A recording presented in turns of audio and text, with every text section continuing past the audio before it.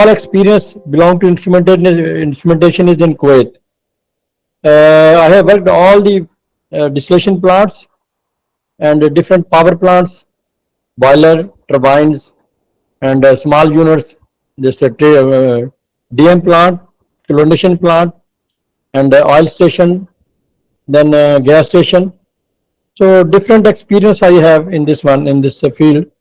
Then I worked with the Yamatake company 1.5 year, and I calibrate all the equipments which I have written here.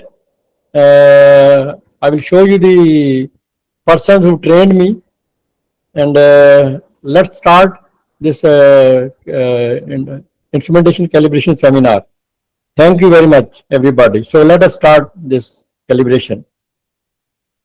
So just we will understand what is calibration. So calibration is comparison between the standard measurement and the instrument to be calibrated.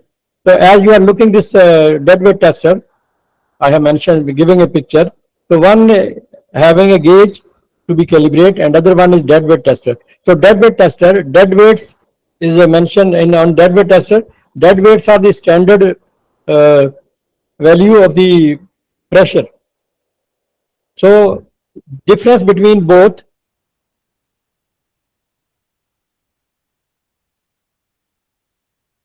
Ji screen share नहीं हुई अभी.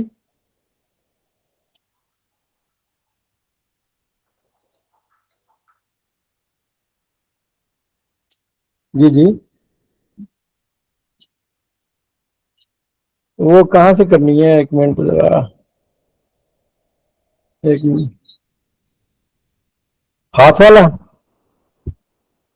हाथ वाला press करना है. जी जी. हाँ जी.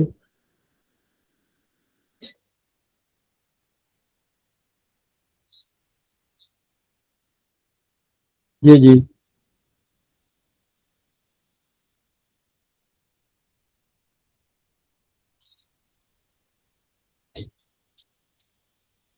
जी जी जी जी.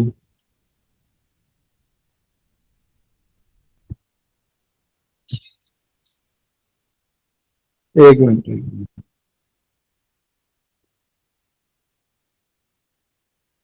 हाँ जी.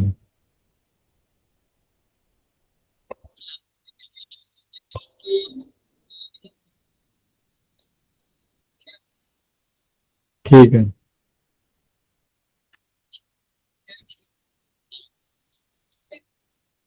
अच्छा ठीक है.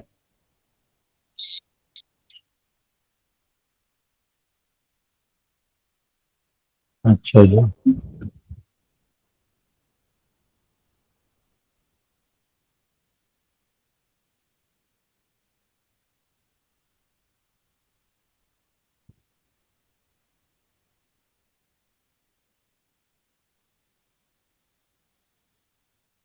ठीक हो गई.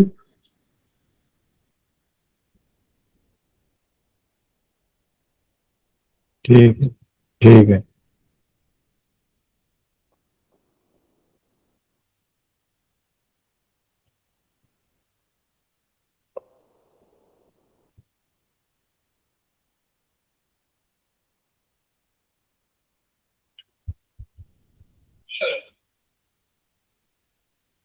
Sorry inconvenience of this seminar. Just we will start now. What is calibration? Let us understand the calibration. It is a comparison between standard measurement and the instrument to be calibrated. So it is a comparison between two items. As you are looking this dead weight tester, this have dead weights and the pressure gauge to be calibrated. So it is a comparison between dead weight and the pressure gauge. So when we complete this one, that is called calibration. So let us, calibration is a process of configuration and adjustment of instrument. जी जी.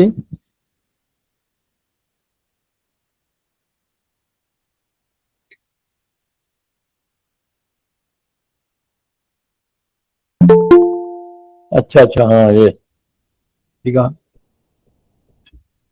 अच्छा अच्छा, मुझे भी पता नहीं चला उसका ना। चले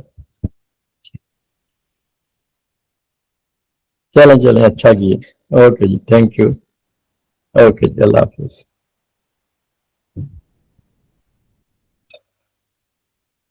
Sorry everyone. So calibration is a comparison between the standard measurement and the instrument to be calibrated. So as you are looking here, the dead weight tester, dead weights are the standard measurement and the pressure gauge to be calibrated. It is a non-standard. So we have to compare between this both. So calibration is a process to configure adjusting of an instrument to be provided a result within the acceptable range. So this means we have to adjust the pressure gauge in that way that we can get the result with very less margin difference between the both. So calibration means to eliminate or minimize the error in percentage and bring it in an acceptable range. So this means the calibration. So calibration only the difference between standard and non-standard items. So let us go. The standard instrument, what is standard instrument? The accuracy of the standard instrument measurement should be nearly 10 times the accuracy of the measuring device being tested. Mean this standard instrument should be very accurate. So it is international standard. ISO is maintaining the international standards. So as we are looking at that, here also dead weight tester, a transmitter, and pressure gauge. This pressure gauge is called standard pressure gauge. But is it standard? No, it is not a standard. It is substandard gauge, pressure gauge. It is calibrated from some laboratory who have the exactly accurate measuring device. This standard pressure gauge is compared with that accurate measuring device. Then this becomes a standard gauge. So standard instrument should be calibrated and certified from the international authorized laboratory. So these standard equipments, even this multimeter you are looking, this is also to be calibrated from the standard authorized laboratory. Otherwise, it will not call standard. These type of instruments, when you are using long time, it also giving deviation in between the readings and the standards. So every 2 or 3 years, depend upon the use, you have to calibrate from the standard laboratory, international approved standard laboratory. So it should be tested and certified after 2 or 3 years if used frequently according to the ISO standard. So this means these standard, substandard test equipments also to be calibrated from the authorized laboratory, which are giving the 100% accuracy for us to be used as a standard instruments. So these standard instruments also have very little errors, but even we are using these standard instruments for our calibration in our plants. So let us go next slide. The purpose and importance of the calibration to maintain and ensuring the measurements mean the accuracy, the quality, the reliability, repeatability, compatibility. So these all functions we have to be judged when we are calibrating the equipments for the best performance of the plant for production. So this means these all accuracy, quality, reliability, repeatability, compatibility. We are measuring, we are calibrating when instrument. So everything we are looking this with calibration. Why we are doing this one? Because we have to get the best performance for the plant production. Let us go to the next slide. Documentation and certification of the calibration. So whenever we do the calibration, we need a certificate for approval.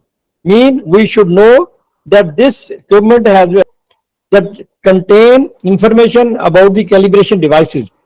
This certificate provides valuable information, the information of the standard instrument used for the comparison and calibration. It also informs us that who have done the calibration Also, we have checked the calibration against standards signed by calibrated by quality inspector and then client instrument engineer. So these all functions should be completed, then calibration certificate will be provided and approved. So who is the authorized person for calibration? Let us see the person who have experience and knowledge of the calibration.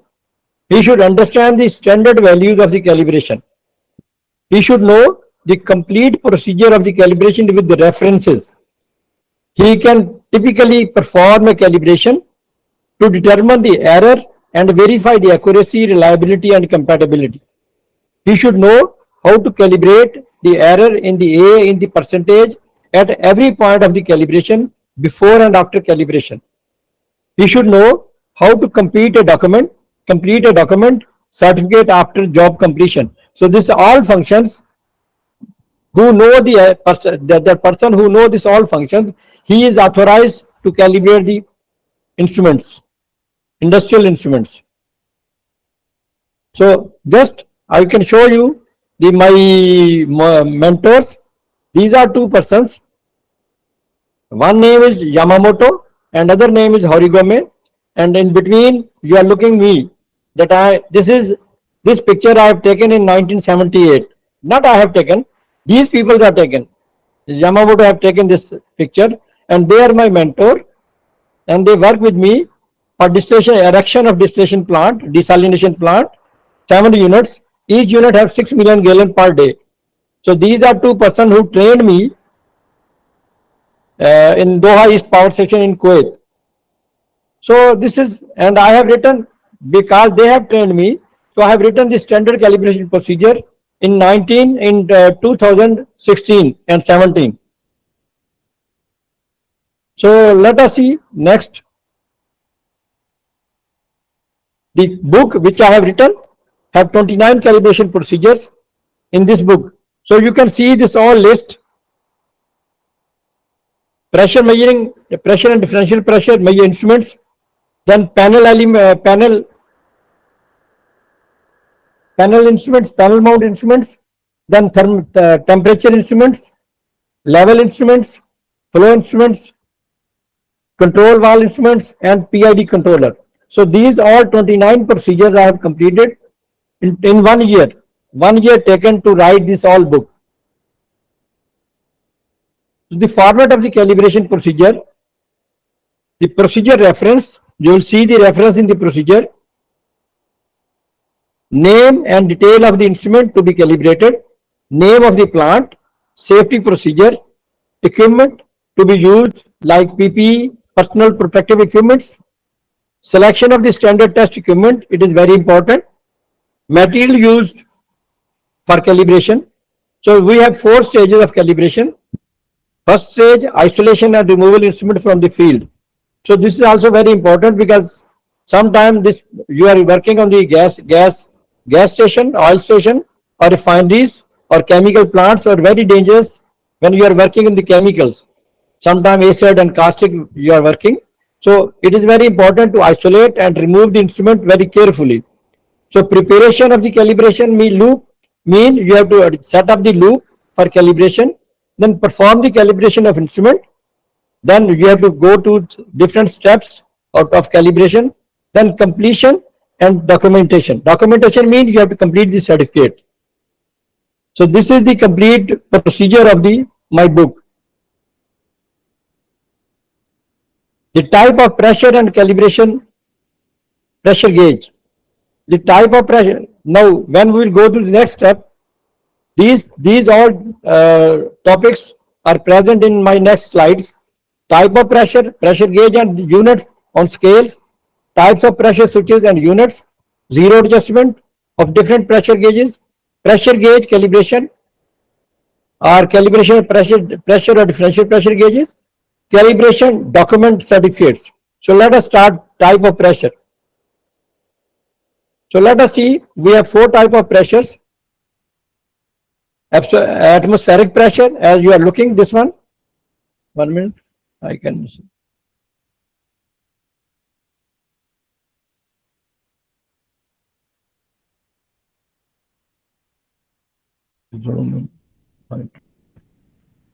You are looking this one, my pointer now. Use the unit of the pressure, atmospheric pressure. Atmospheric pressure means the air pressure present on the earth. So the air pressure is 14.7 psi or 1.02 bar on the earth ground at sea level. So this pressure measurement, atmospheric pressure measurement, always measure on the sea level, not on the hill station or mountain or any other place.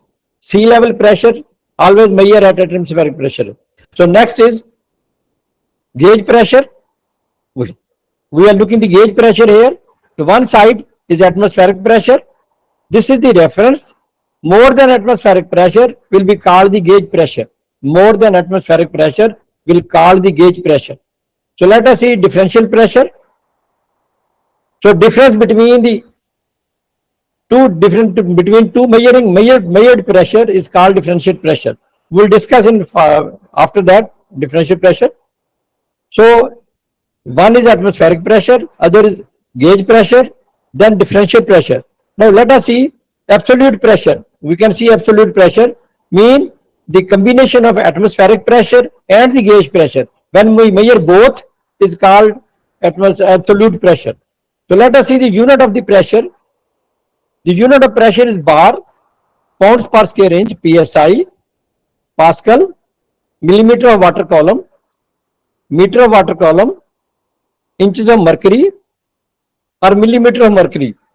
So we can see the all units of the pressure. So let us see 1 bar pressure is equal to 1.02 kg per centimeter square. 1 bar is equal to 14.5 psi. 1 bar is equal to 100 kilopascal. 1 bar is equal to 10,200 millimeter H2O. 1 bar is equal to 10 meter and 20 centimeter. 1 bar is equal to 760 millimeter Hg, or 1 bar is equal to 23.53 inches of mercury. So these are the all units of the pressure, and these are the equivalent pressure with 1 bar. Okay. So let us see the next stage.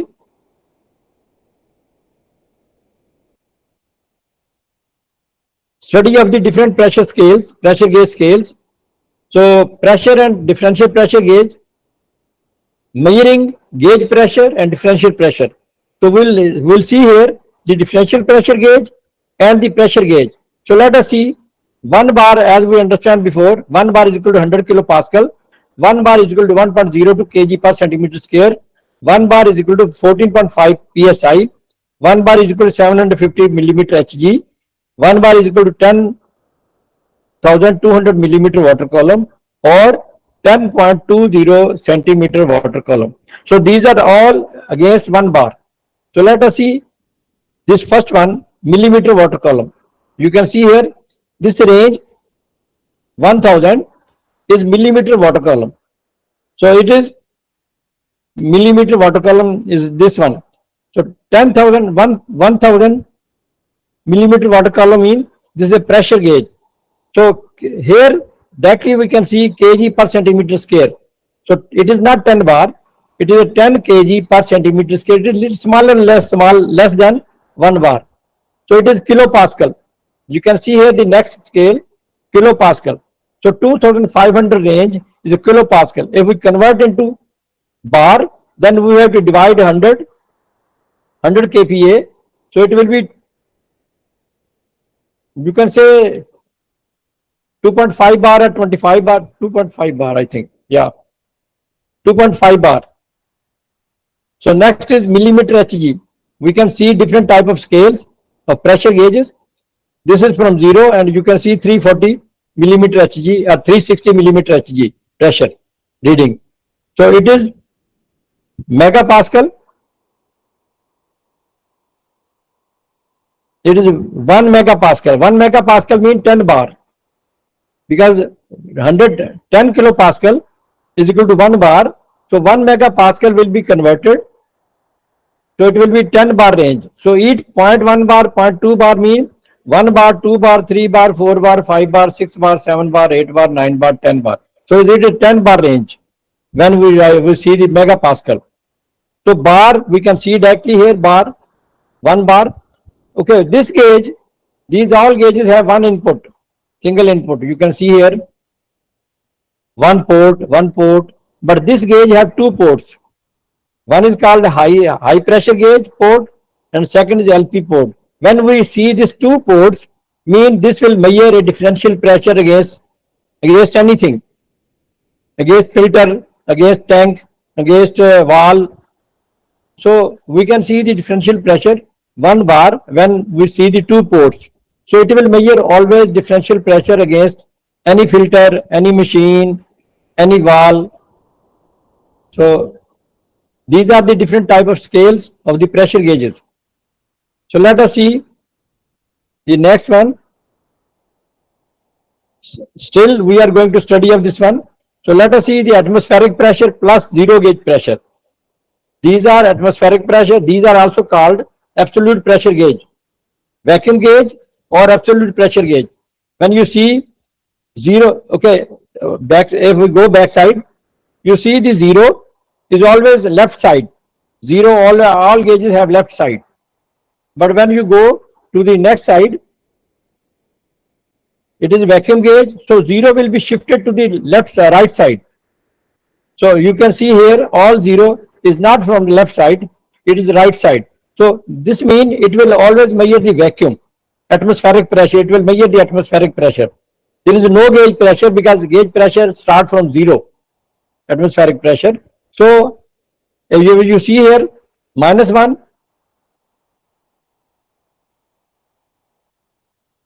this is 0,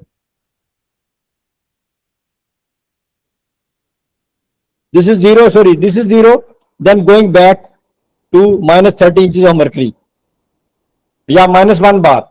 We have to go back and then it will be -1 bar. So atmospheric pressure means it will show always 0.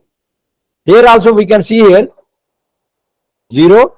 When you go back, it is a millimeter of mercury, 76 centimeter of mercury or -30 inches of mercury. So it is both different type of scales, two different type of scales. Here is one scale is bar and other scale is inches of mercury. Here one scale is inches of mercury and other scale is millimeter of mercury. So if you see the third one, millimeter of Hg. Also it start A and it is called A. A mean absolute gauge. So start from 760, it will come back slowly when we create a vacuum in this gauge. So you can see here these two gauges, all gauges have one port. So it will measure always atmospheric pressure or vacuum. So one atmospheric pressure is equal to -760 millimeter Hg. One atmospheric pressure is equal to -76 centimeter Hg. One atmospheric pressure is equal to measure -29.5 inches of mercury. One atmospheric pressure is equal to -1.02 bar or one absolute pressure is equal to -14.7 psi. So these are all scales, measuring scales against one absolute pressure. So absolute pressure gauge will always measure vacuum or absolute pressure.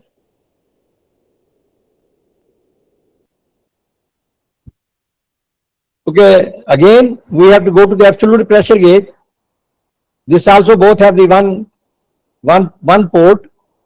It will also measure absolute pressure, but it will measure not only atmospheric pressure, but it will measure also pressure, gauge pressure also. It is a combine of both. You can see a PSIA. So this needle, if you see this needle, it is not on 0. It is 14.7 psi because it is a PSI gauge, pounds per square inch absolute. So the scale reading will be always 14.7 bar psi. So then this side will be a gauge pressure and this side will be atmospheric pressure. So it is a combination of both gauge pressure, atmospheric pressure and gauge pressure. Then it will become as a absolute pressure. Here if you see here also this one, it have two scales, inches of mercury, then bar. And you see this needle, it is on 0. 0 mean it will be zero gauge pressure, but even atmospheric pressure, it will be 1 atmospheric pressure. If you see here 0 bar A, I have written here 0 bar A, mean when needle will be come here, it will be minus, completely vacuum will be there, and it will measure 0 bar A absolute pressure. But when you leave the gauge and let the atmospheric pressure enter in the gauge, it will show 0. 0 mean it will measure the atmospheric pressure. But when we say it is absolute pressure, it will be 1 absolute pressure, 1 bar absolute pressure. So when it will go more, then it will be go gauge pressure. So you can see here 0, 1, 2, 3. So it is all absolute pressure. This scale, when I convert 0, 0 absolute pressure, 0 bar, 1 bar absolute pressure, 2 bar absolute pressure, and 3 bar absolute pressure. So these are different type of scales measuring from the pressure by the pressure gauges. So we are measuring atmospheric pressure, gauge pressure, then differential pressure and absolute pressure. So 4 type of pressure we are measuring in the industrial instruments. So let us see the pressure switch. What is the pressure switch? Pressure switch mean we are adding a micro switch with movement assembly of this gauge inside. You can see here a small other gauge, other needle. So this needle we are telling us that how much micro switch adjusted on the pressure gauge, how much is set point. If you see here in the second gauge, this two different type of indicators are there. So there is a red indicator. This means we are adjusting the set point of the pressure gauge, pressure switch, and we can get alarm, on off alarm from this gauge, either from here or from here. So inside this mechanism adjusted in the pressure gauge is called PGA, or pressure gauge alarm, or differential pressure gauge alarm. So this is a differential pressure gauge, this is a pressure gauge. You can see here two inputs, high and low. So we are using the manifold also here to use in the field. So pressure switch is a mechanism, added a small mechanism with micro switch and set point adjustable screw. It will give set point adjustable screw. Where is the set point adjustable screw? Is this one. It is a small needle. We can, by screwdriver, we can adjust the set point. Then whenever pressure gauge will work, when it will reach to that point, it will give alarm to us. It is called pressure gauge alarm, or DPGA, differential pressure gauge alarm. So we have two type of pressure switches, indicating type, non-indicating type. Here we are showing the indicating type pressure switches. Okay, so let us go to next.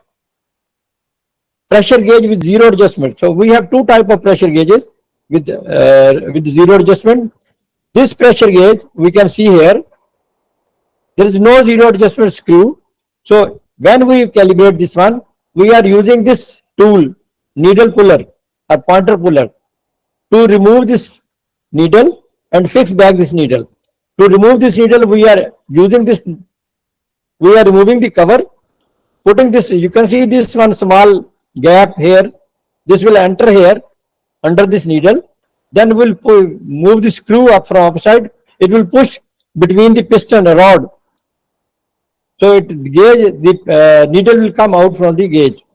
But here in this gauge, we have a screw here, gauge with zero adjustment screw. So we have two type of gauges, without screw adjustment and with screw adjustment. Here no need to remove the needle. We can adjust the screw and we can adjust the zero from here to the 0 point. So it is movable by the screwdriver, and we can adjust the zero. So two type of pressure gauges we are using according to the adjustment, zero adjustment. So let us see the calibration procedure. We can see here, we understand before, there is a reference SCP PG01. So this reference is used for pressure gauge or differential pressure gauge calibration procedure. You can see this reference is also number given here also. Here is the detail.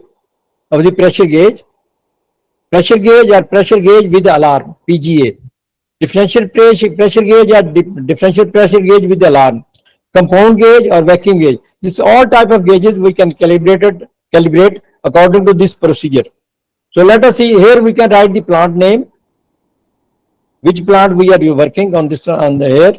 So procedure reference, general procedure and all for the plant. This reference number. So title of job, maintenance, check and calibration. Name of the plant, we can write the name of the plant here. Manpower, how much manpower we are using, and which type of manpower, personal equipment we are using here. PPE means personal protective equipment. In this PPE, we can wear helmet and uniform and safety shoes, even gloves, hand gloves, and eye protector. This all called, or a mask, you can say face mask also. This all called PPE, personal protective equipment, we can use when we are working on the different areas. So safety department, measuring work permit, maintenance work permit, we should have the maintenance work permit. Then safety department clearance should be required. Then we can take the safety clearance. Which tool we are using here, INC, we have to give the list of the different type of tools. So test equipment, we have to select the proper test equipment for this calibration of the pressure gauge according to the range and the specific pressure. We have to select we can select deadweight tester, we can select the pump, we can select the hand pump or hydraulic pump. We can select according to the test equipment. Then which type of cleaning system we are using? We are using cleaning spray. We have to write the material, which material we are using, brushes. So everything we can write here in this procedure. So let us see. Okay, the second stage is isolation and removal from the process line. So let us see how we can isolate any pressure gauge or transmitter or any equipment from the process line. So we have many types of industries. Some of them are as follows: power plant, oil and gas refineries, chemical industry. So these oil and gas refineries and chemical industry, these are very, you can say, very dangerous areas. Power plant also very, because steam is there, or different type of small units are there. So that is also very dangerous, but not less dangerous than oil and gas refineries and the chemical plants. So to very careful to remove the instrument from the field. So let us see how much type of mounting of the different type of gauges. All type of instruments are mounted on the process line in two ways. One is direct mount. You can see here the pressure gauge directly fixed on the pipeline. It is called direct mount. But some transmitters or gauges is not direct mount. We have to mount on the remote area, surface mount and panel mount. These two type of gauges we can mount on the different, away from the pipeline. We have a cabinet or we have a wall, we can install the gauges on that area. So it is away from the pipeline. So this one have one wall, isolating wall, you can see here. But these other equipments don't have one isolating wall. One isolating wall will be available on the pipeline. The second isolating wall will be available near the equipment. So it is, in all plants, instruments are installed with manifolds. So manifolds are using, these are called manifolds. These are called manifolds. We are using these manifolds to isolate, to remove, to drain, to vent the transmitter according to the procedure. We have two valve manifold, 3 valve manifold, or 5 valve manifold. You can say here 2 valve manifold fixed with the transmitter. It is a pressure transmitter. So pressure transmitter we can use 2 valve manifold, but differential pressure transmitter we cannot use 2 valve manifold. We can have to use 3 valve manifold. You can see here, one is isolation HP side, one is isolation valve is LP side. Then there is a neutral valve, neutralizing valve in middle of that one. So whenever we want to check zero, we have to close this line, we have to close this line, then we have to open this line, and then we can go to check the zero of the transmitter. But some area is very dangerous, chemical like oil or chemical. So we cannot leave this three manifold valve. We cannot use that one. We have to use extra two valves for bleeding. This is three manifold is the same, which we are using here, but we are using the two extra valve for bleeding. So we can drain the valve chemical in some container, or suppose there is a chemical plant using acid, caustic acid or sulfuric acid, so we cannot throw on the ground.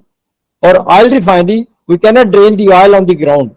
So we need some other container, and then we are using these valves, two valves, to drain the transmitter. We will isolate this one, we will isolate this one, we will open this one, then we will open these two valves to drain the transmitter. So everything from the transmitter will be drained into some containers. So that is protection of the equipment, also the person. So same this five-way valve we are using, you can see here, it is a block valve, it is a drain valve, so it is a drain valve, two drain valve, two block valve, and one neutralizing valve. It is same, function is same for both. So we are using these valves to isolate and remove the instrument. When we isolate, then we can remove the equipment from the field. Otherwise, we cannot remove the any instrument from the field. So let us see the next. So it is a isolation and removal, as we told you before. We can isolate and remove. This chapter is belong to the isolating removal. This all procedure I have mentioned here in different areas from different plants, how we can use. And there is a sometimes capillary tube also using, chemical process lines using. Then capillary tube and dampers also using for calibration, for the process line. So we have to care about this one also. Then pressure gauge input port, or external physically we can see the pressure gauge is damaged, maybe glass broken, maybe cover broken. So we have to see everything physically from when we remove the pressure gauge or any instrument from the field. So let us see, when we remove, after removing, we will start the preparation. Preparation means we have to set up the equipment according to the procedure. So you can see here, hydraulic pump, standard pressure gauge, multifunction tester, then pressure gauge to be calibrated. So from the hydraulic pump mean we are giving the high pressure both sides, and we can compare this pressure gauge with this standard equipment. But here we can see the drug tester. It have a pump itself. You can see here pump, two pumps. It is a small range gauge. This is a high range gauge. This is small range gauge. So we can use up to 10 bar, very accurate by the hand pump. So this pump we can use, and there is a digital indicator here on this tester. So we can compare this digital indicator, the pressure gauge, with this digital indicator. So we can compare this pressure gauge with this digital indicator, and we can calibrate this pressure gauge. Then third one is deadweight tester, as we have seen before.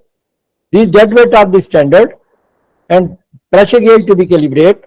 And this pressure process pump deadweight tester we are using to compare this both pressure gauge with standard pressure gauge. But this one is used for very high pressure, up to, you can say, 400 bar. We can use 400 bar. It is a very big pressure, very high pressure. So very carefully we have to select the standard pressure tester, standard equipment, standard test equipment. So according to the range, we can select the standard equipment. So let us see, these are the all steps we have written. I have written in the procedure to be calibrated. You can see what calibration we can do: PGA, DPGA,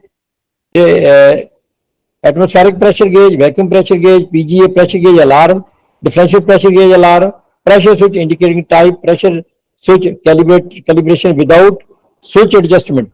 So pressure gauge, pressure switch gauge type, we can calibrate without switch adjustment.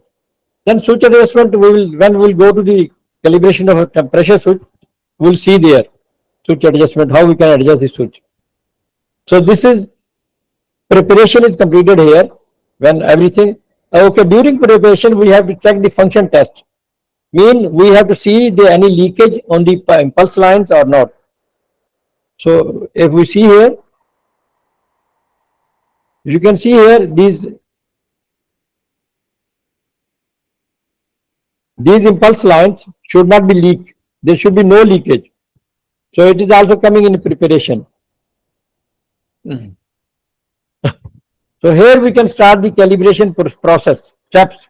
It is called calibration steps. So these are, you can see here different steps. Applying pressure 0 reading, then 25%, 50%, 75%, 100%. So 5 points we are checking: 0, 25%, 50%, 75%, 100%. So 5 points we are checking during calibration.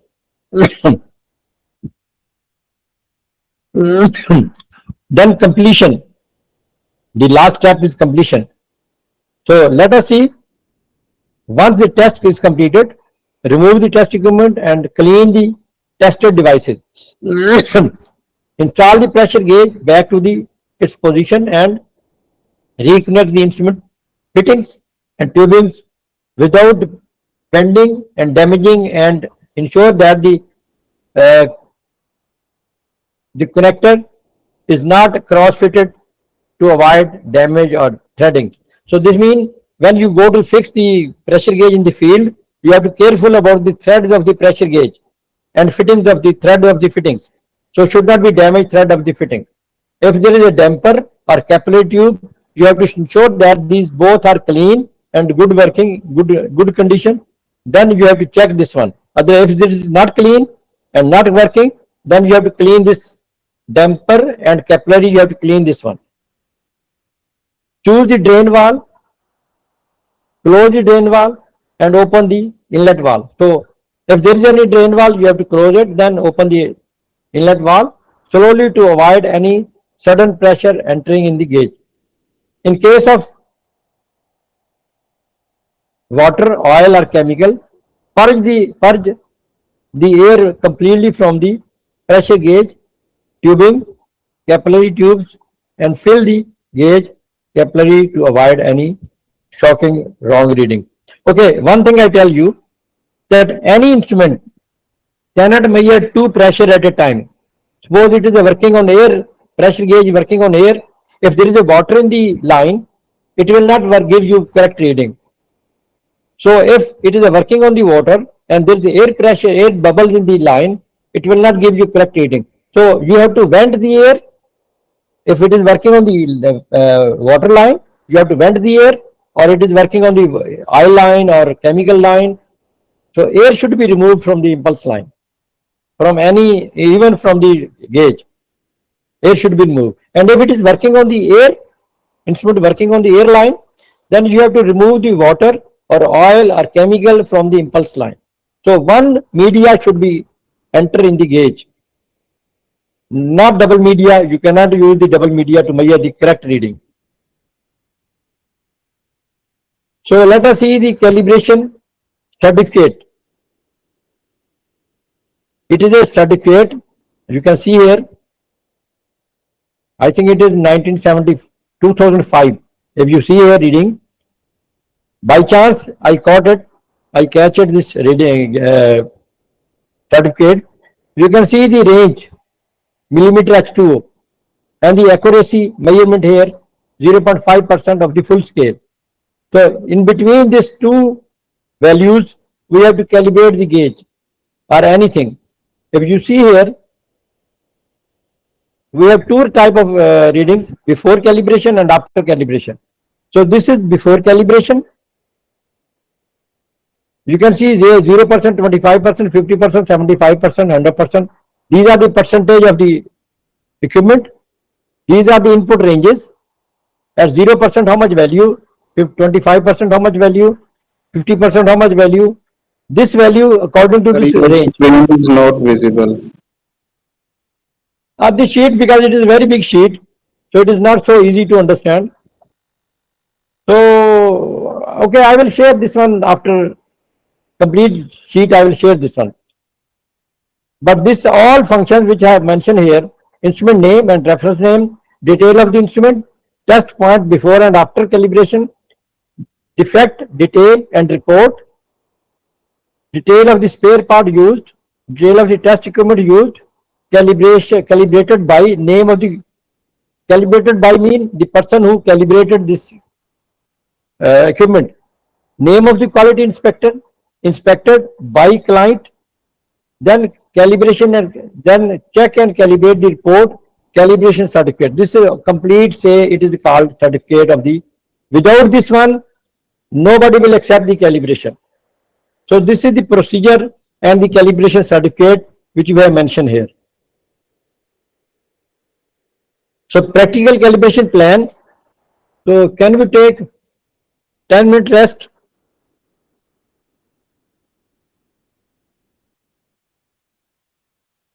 Hello?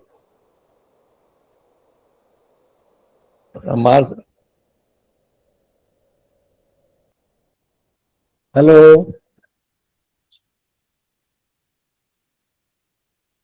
Amar sir, can we take 10-minute rest? That is a big lecture, too much big lecture. Thank you very much. Just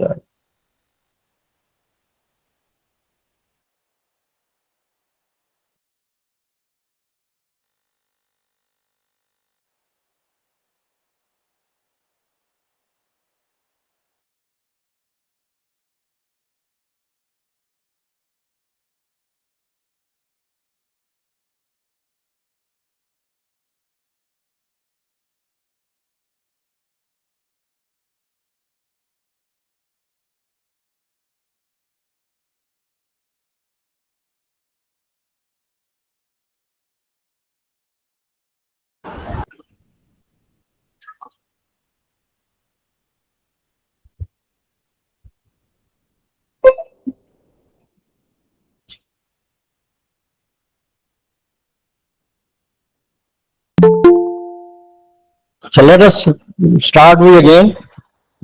Hello, my sound is coming. मेरी आवाज आ रही है आपको? Yes sir आ रही है। Okay, very good. अच्छा, आप मुझे बताएं, आपको जितना मैंने समझाया है ये मतलब अंडरस्टैंडेबल है कि नहीं है? जी सर, सही है, आ रही है, समझ आ रही है चीजों की। चलो, बाकी भी जो स्टूडेंट हैं, बाकी भी जो लोग हैं, कुछ प्रोफेशनल भी होंगे, तो मैं चाह रहा हूँ कि वो भी मुझे रिस्पांस दें कि आया उनको जो मैं बता रहा हूँ वो फील्ड में उन्होंने एप्लीकेबल किया है, नहीं किया है। कुछ है कुछ जो प्रोफेशनल है और वो बताएं कि भी उन्होंने एप्लीकेबल किया है, अपने हाथ से कुछ किया है इन चीजों पे कि नहीं। कोई है बंदा जो मुझे बता सकता है?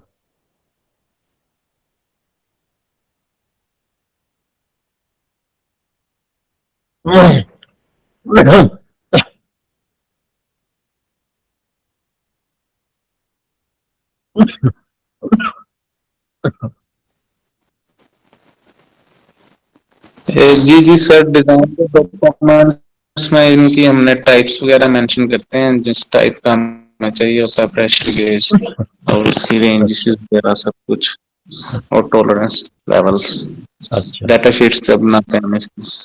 चलें, ठीक है जी। चलें जी, फिर स्टार्ट करते हैं, विल गो फॉरवर्ड। ओके, सो पहले मैंने आपको बताया जो प्रोसीजर हैं, I told you that the all procedure which I have done in my field, I have written a book, 29 procedure, different topic. So now in 19, I can tell you now the story for practical calibration. 2019, when I joined the company as an engineer, instrument engineer, so they given me a task that we need to calibrate the technician. We will train the technician with practical calibration plan. So when they gave me this task, I have prepared a calibration plan. You can see here now preparation 6-week practical calibration plan training for the instrument technician of power plant, Kuwait, on demand of IMD superintendent. So 6 week, it is a 6-week plan, daily calibration schedule also approved by IMD superintendent, prepared the procedure, calibration steps.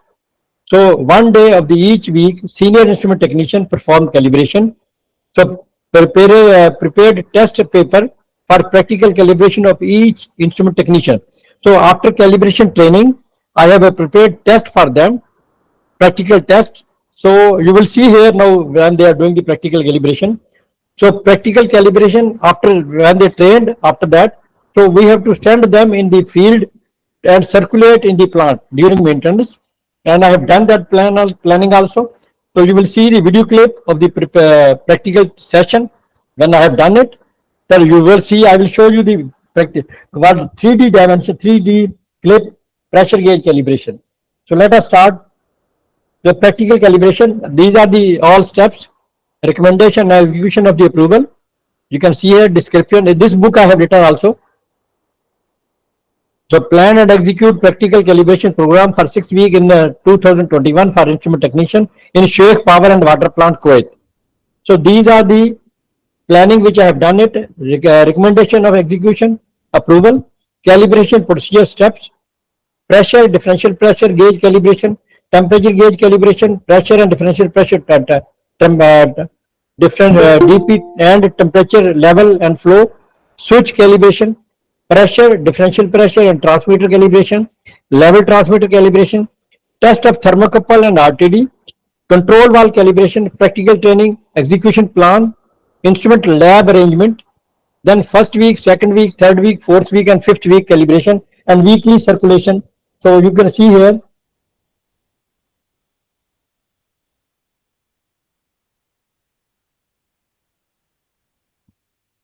So this is the 6 week calibration plan.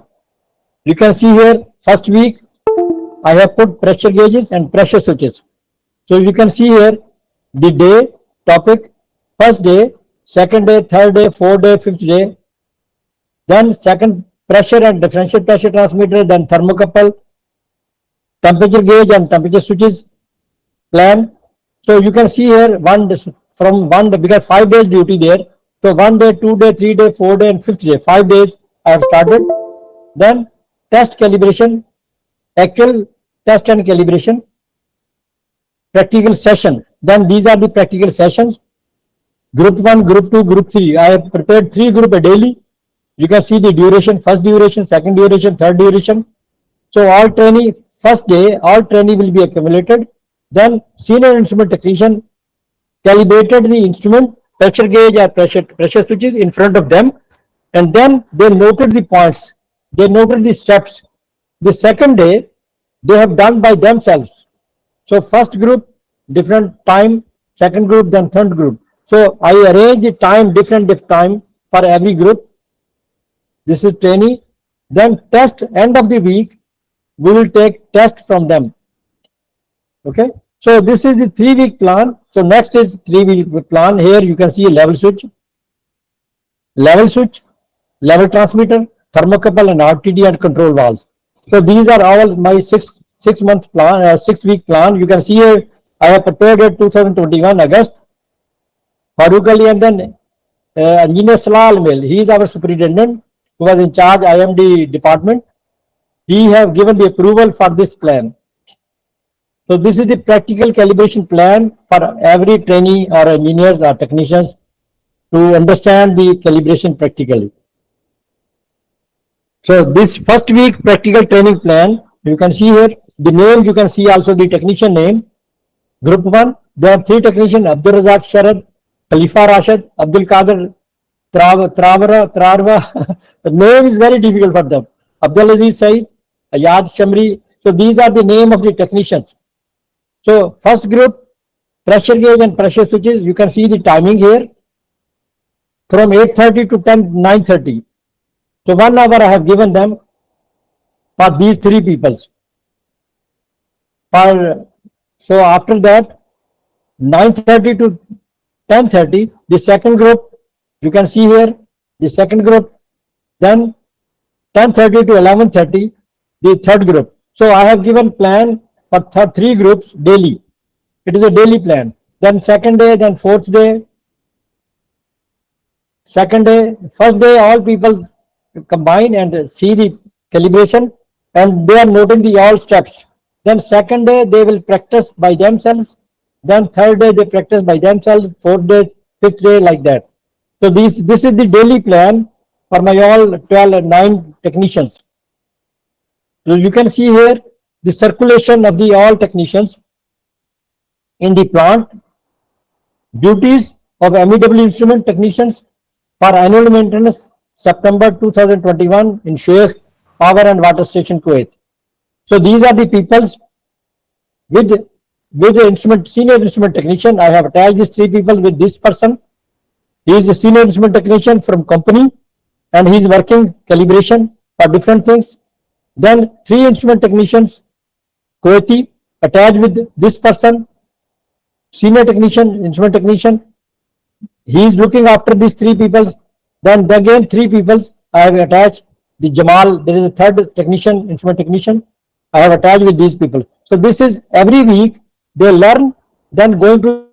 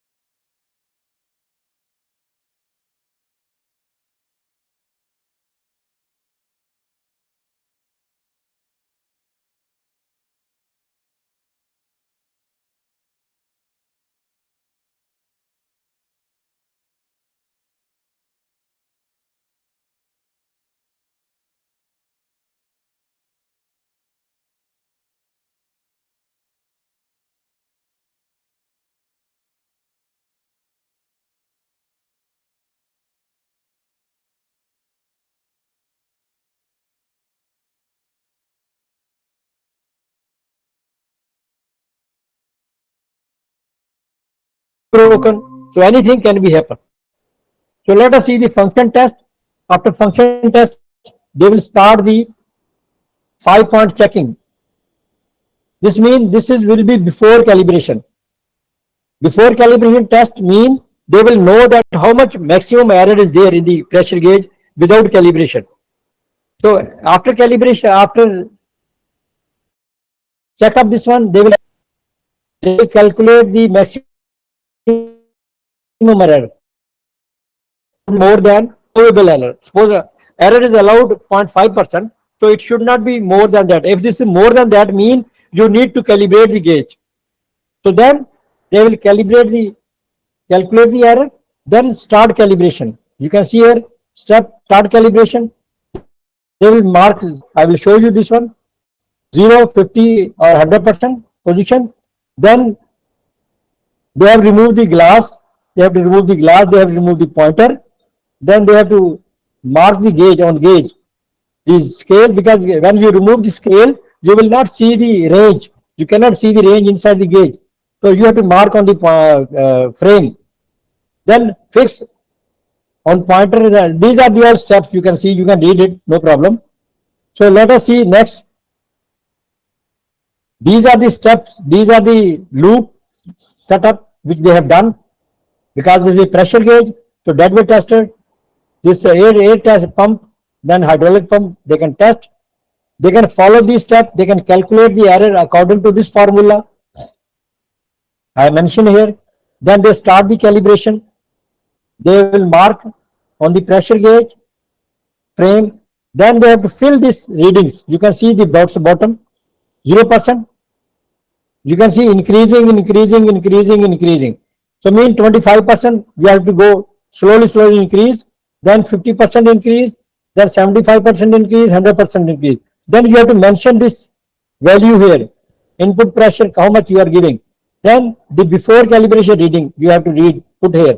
Then after calibration, after calibration, you have to read, put.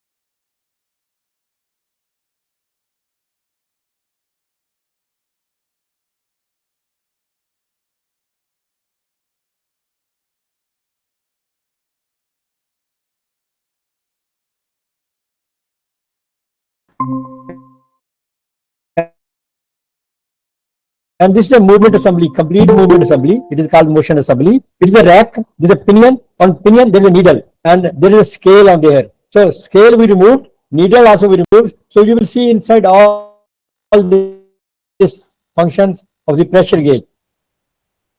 So let us see when you calibrate, when you remove the needle, you remove the glass.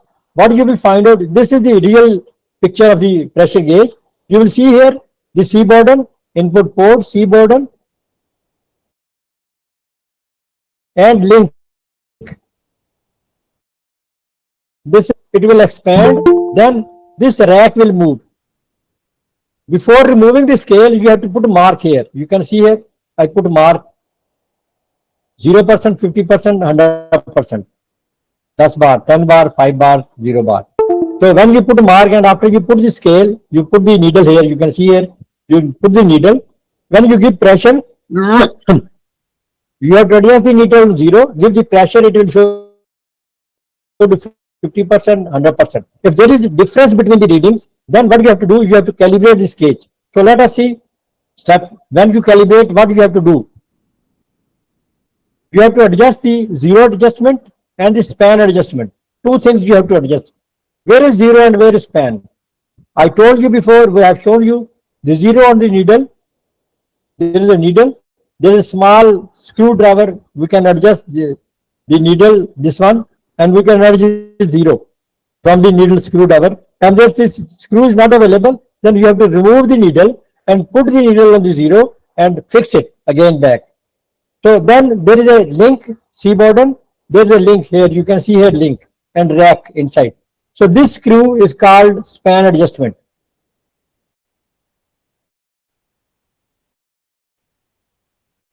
Decrease span or increase span.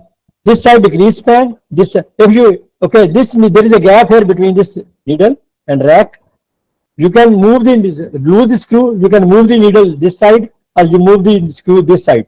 So when you move this one, it will increase your span. When you remove the downside away from the rack, it will decrease the span. So it will increase and decrease the span from this needle. Then you can calibrate the pressure gauge.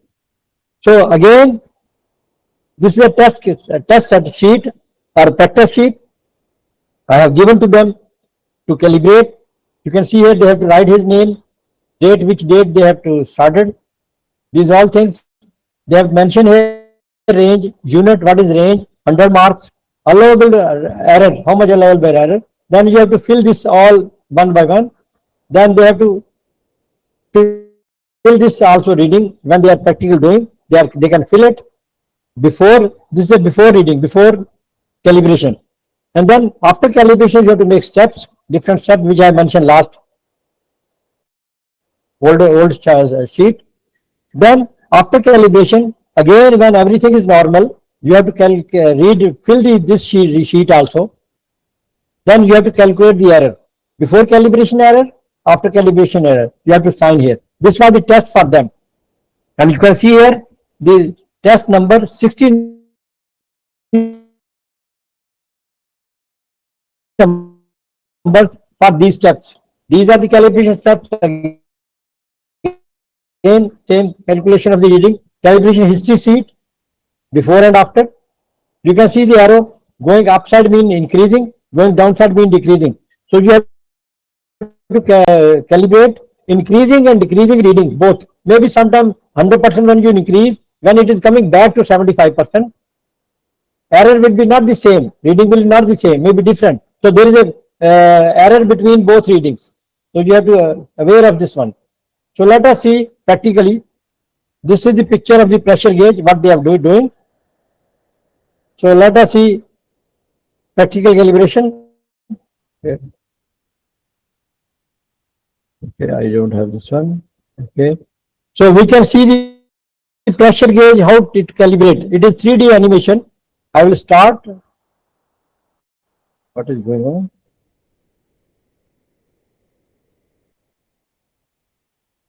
One minute, let me see, go back. This animation I have mention here. You can see these people are doing the practical calibration of differential pressure gauge, and manifold is there also. These are the Kuwaiti students.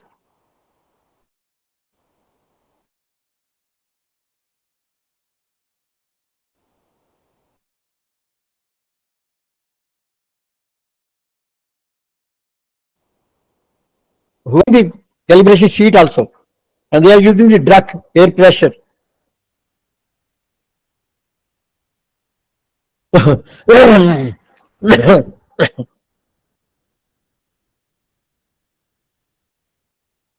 is a very small clip.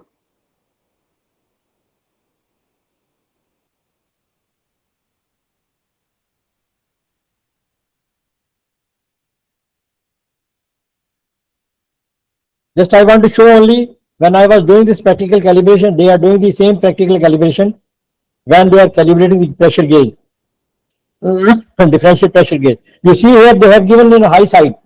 They have given the pressure on high side.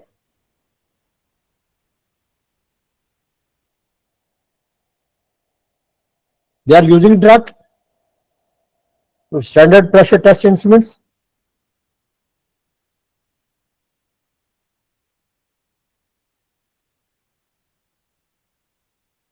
Let us see the practical calibration. It is in Urdu or Hindi. Some Indian person who make the calibration 3D dimension. So it is very good for everyone to understand.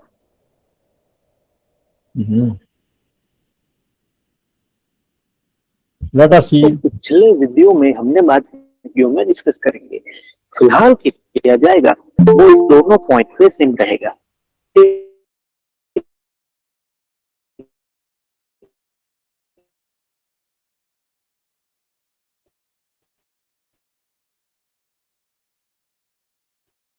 Point पे लगाया वो होता है day to day picture, तो उसको हम किसी separate video में डिस्कस करेंगे।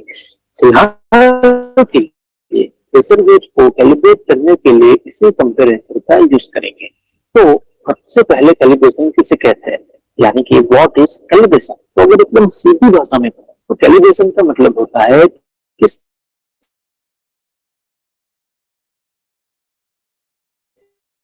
स्टैंडर्ड वैल्यू एरर है वो इस एक्सेप्टेबल लिमिट के अंदर है या फिर बाहर है।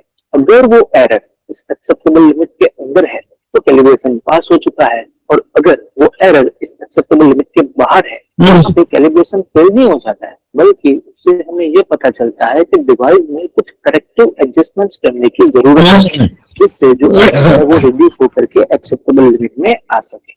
अब डिवाइस में क्या एडजस्टमेंट करना है वो डिपेंड करता है कि डिवाइस में एरर कौन से टाइप की है। जब हम या किसी भी इंस्ट्रूमेंट को कैलिब्रेट करते हैं तो दो टाइप की एरर से हमारा सामना होता है। एक तो होती है जीरो एरर और दूसरी होती है स्पान एरर। यहाँ पे जीरो एरर का मतलब क्या होता है कि 0% इनपुट पे जो आउटपुट है वो 0% नहीं है, लेकिन साथ ही साथ जितने भी पॉइंट पे आप मेजर वैल्यू को स्टैंडर्ड वैल्यू के साथ कंपेयर करोगे उस हर एक पॉइंट पे जो एरर है वो सेम रहेगी, यानी कि उतनी ही रहेगी जितनी की जीरो पे थी। जैसे कि बात करते हैं क्रिस्टल गेज के बारे में, तो इस क्रिस्टल गेज को हम 0%, 25%, 50%, 75% और 100 ऐसे 5 पॉइंट पे चेक करेंगे। तो यहाँ पे पहले पॉइंट पे चेक करने के लिए अभी हमने कुछ भी प्रेशर अप्लाई नहीं किया होगा, मतलब प्रेशर जीरो है, फिर भी यहाँ पे पॉइंटर की जो पोजीशन है वो जीरो से थोड़ी ऊपर है, मतलब पहले पॉइंट पे इतनी एरर आ रही है। और अगर दूसरे पॉइंट पे चेक करते हैं यानी कि 4 kg/cm पे जो एरर आ रही है वो उतनी ही है जितनी कि पहले पॉइंट पे आ रही थी। तो चलो प्रेशर को और इंक्रीज करते हैं और दूसरे पॉइंट पे चेक करते हैं, तो यहाँ पे जो एरर आ रही है वो उतनी ही आ रही है जितनी कि पहले और दूसरे पॉइंट पे आ रही थी। ठीक उसी तरह चौथे पॉइंट पे भी जो एरर है वो सेम है और पांचवें पॉइंट पे भी जो एरर है वो सेम है। तो इस तरह की एरर को रिमूव करने के लिए सिंपल प्रेशर को जीरो करो और पॉइंटर पे लगे इस जीरो स्क्रू को घुमा के पॉइंटर को उसकी सही पोजीशन पे शिफ्ट कर दो। यहाँ पे जीरो पॉइंटर जिस पे लगा हुआ है यानी कि पिनियन, उसकी पोजीशन तो जो है वही रहेगी, यहाँ पे सिर्फ पॉइंटर ही रोटेट करेगा। और अगर किसी पॉइंटर में ये जीरो वाला फीचर नहीं है तो आप सिंपली पॉइंटर को बाहर निकालो और जीरो पे लगा दो। तो इस तरह जीरो एरर को रिमूव करना बहुत ही आसान होता है, लेकिन दिक्कत तब होती है जब एरर जीरो नहीं बल्कि स्पान एरर हो। स्पान एरर का मतलब क्या होता है कि जितने भी आप मेजर वैल्यू को स्टैंडर्ड वैल्यू के साथ कंपेयर करोगे उस हर एक पॉइंट पे जो एरर है वो अलग अलग रहेगी, मतलब कि जो एरर है वो हर बढ़ते पॉइंट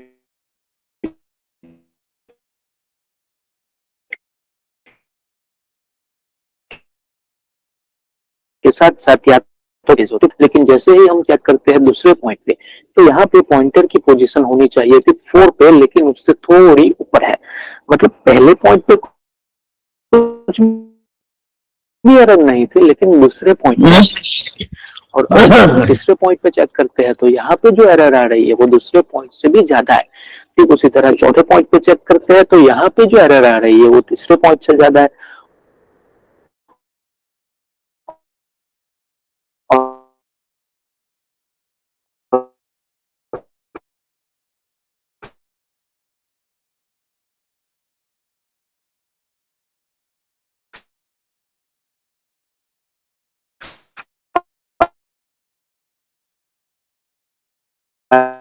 फाइनल पॉइंट पे जो एरर आ रही है वो सबसे ज्यादा हिट कर रहा है और यही सारी फसाद की जड़ है।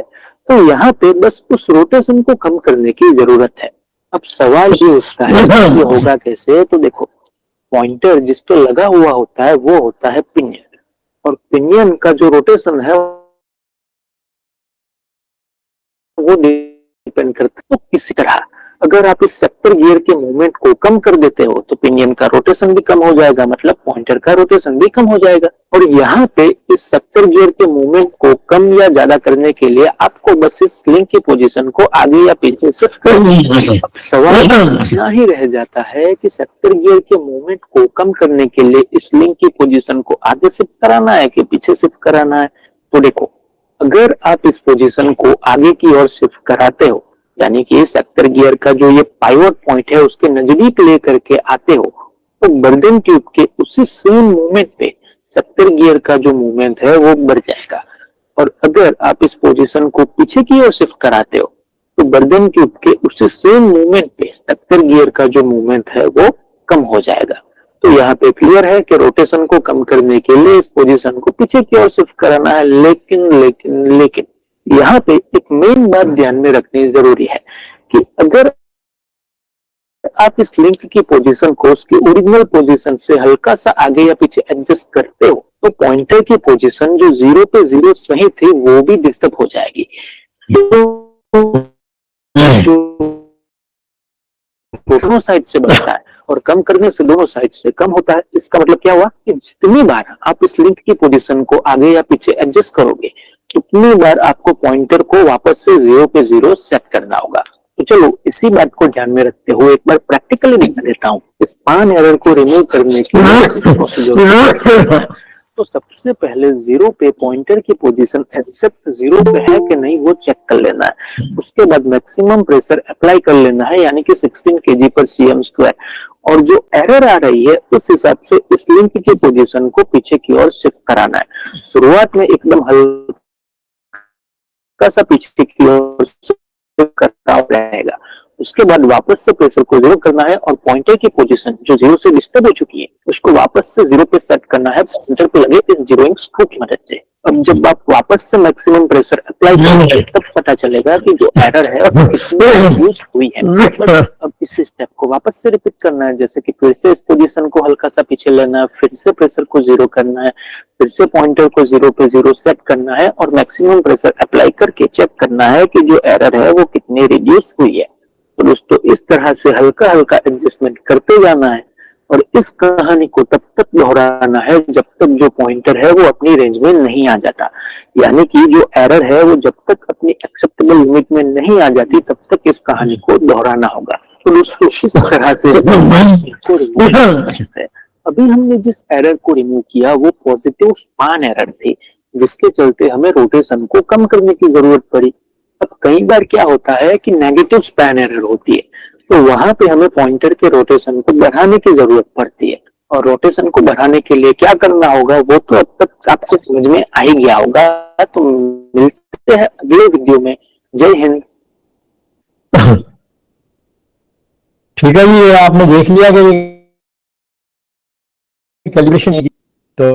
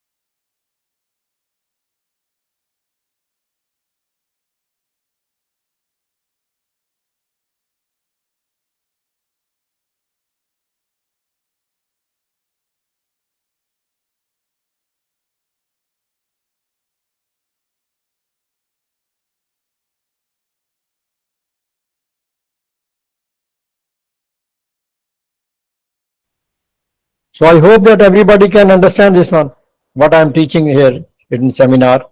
But this is not the complete lecture. This is not the complete training. This is just information, just basic information about the calibration. So let us see if anybody have question, please.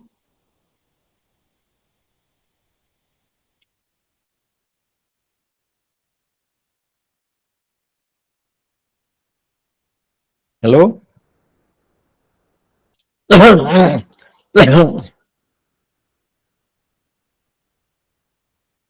Okay, that's very good. That's very good.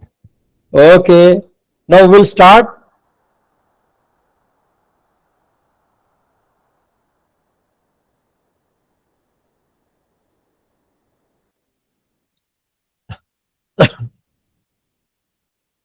So let us see next temperature and temperature gauge calibration. So temperature gauge working principle, temperature gauge calibration, calibration 5 points record sheets. So let us start from there. What is temperature gauge? So we have seen the pressure gauge. It is exactly same the pressure gauge, but there is a bottom inside. There is a bottom. 1 minute. There is a bottom here. You can see here the sensor. The main pressure gauge is same. C bottom. Pressure sensor is same, but instead of port, it is fixed with some thermosensor, temperature sensor, filled with the gas.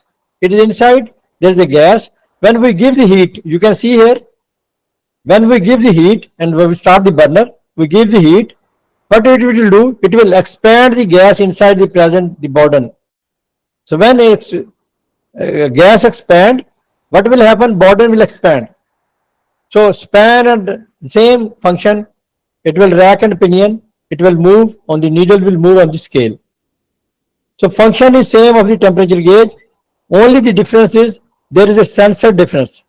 We have fixed a bulb or temperature sensor. It is called bulb also.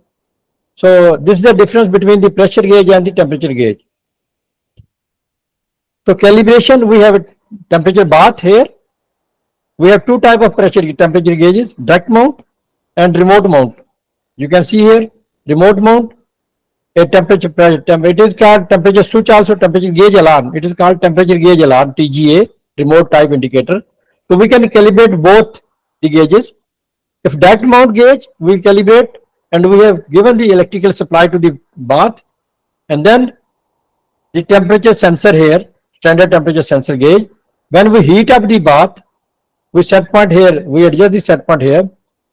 So when heat up the bath, the temperature gauge will move, and same time this standard temperature gauge meter also giving us the temperature.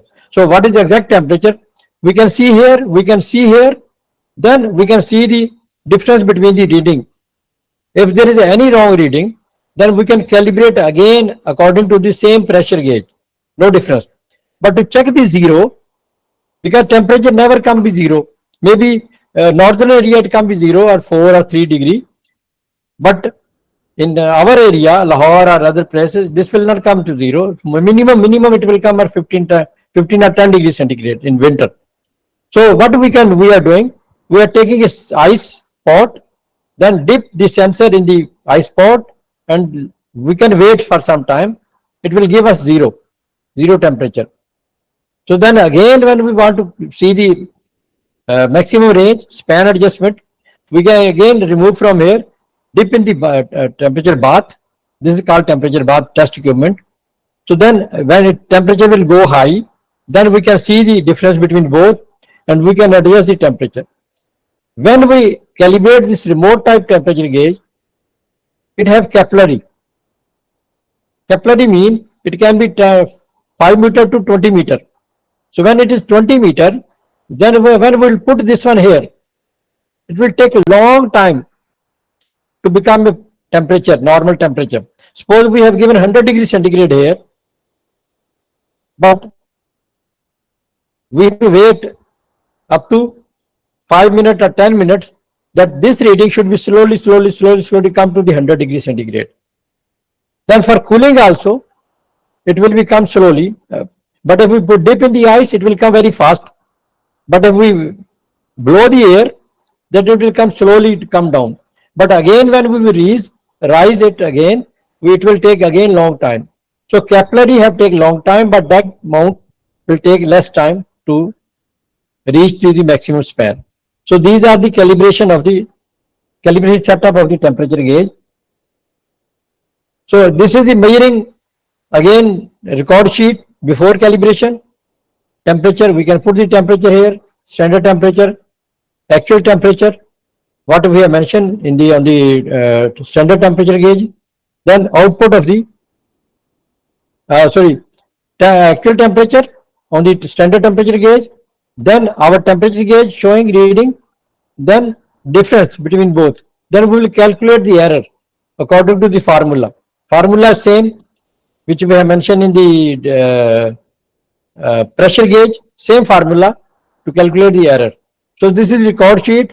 After calibration, we will fill this sheet. You can see here after calibration and before calibration, or as found calibration. So we will find the difference. This error should be more, then we will calibrate, and then error should be coming in the range, in our limited range. Then calibration will be passed. So next, pressure and differential pressure switch calibration. Types of pressure switches, calibration setup of pressure switches. Video clip I will show you small. Calibration setup for temperature switches. Position of level switches installed in BPCS, basic process control system. Temperature switches calibration setup. Installation position of level switches in a tank. Installation position pressure and temperature switches in process value. Switch action against process value. So let us see what is pressure switches. We can see here, this is a PGA, pressure gauge alarm. Pressure gauge alarm means this have the indication pressure gauge, and there is inside there is a micro switch adjustment. We can adjust the set point and we can get the alarm, open contact, close contact. This also differential pressure switch. Here is a, you can see a DP cell backside. This is a pressure switch, this is differential pressure switch, DP cell. When we give high pressure side, we can this will move. Again, there is a two set points here. In this pressure gauge, there is a two set point, high alarm and low alarm. So we can adjust two set point at a time. And this is inside the pressure switch blind. This is a indicating type, this is a blind type. Blind mean non-indicating type. We cannot see any reading, but it will give us contact. This is a micro switch. This is an input port. This is a spring, the range spring. This is an adjustable screw. So when we increase or decrease the screw, this tension will be reduced. So pressure here will be reduced or increased. Here will be constant pressure. The movement of this pressure switch lever will go to the micro switch, and micro switch will be on and off. You can see here close, normal open, normal close, normal open. This also same, but design is different. Here the micro switch is here. This micro switch, the range spring, this is differential range spring. So this is two type. Increasing, if it is installed on the high side, then it will on at high, reset and at low.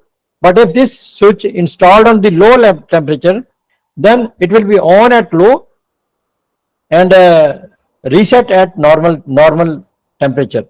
So these are the two things of temperature. Pressure switches. So let us see this air pump or hydraulic pump, pressure switch, sensor, then contact output on the contact tester or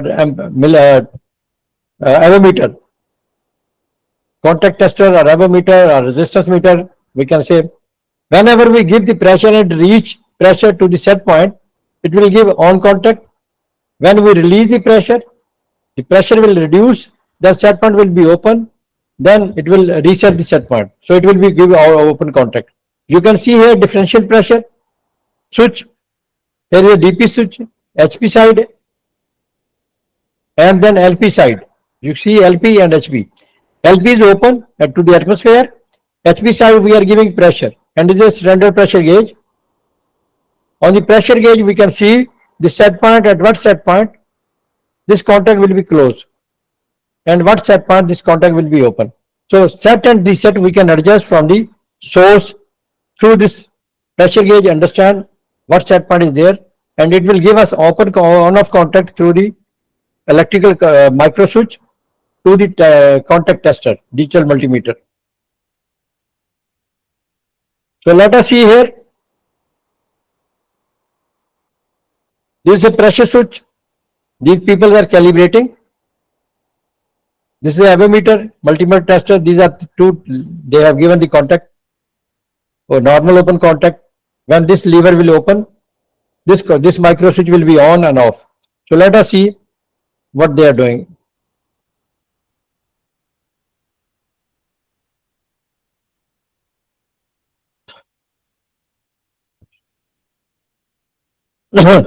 They are calibrating the same pressure switch. This pressure switch, you can see here, they are adjusting the set point. One person is giving pressure and second person is, it is a training. It is a training for the technicians. You can see the workshop. It is a workshop.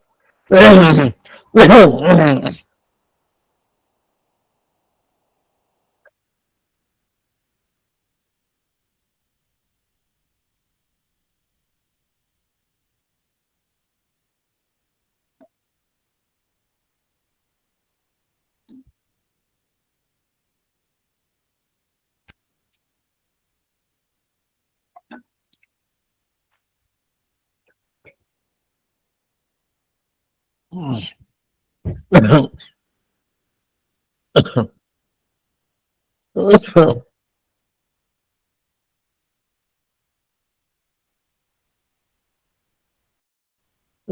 is increasing the pressure.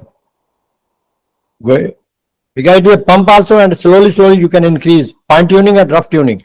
Both are available in duct system. Air pump, you can push the air pump, or you can adjust the fine tuning when you are reaching very near to the set point. So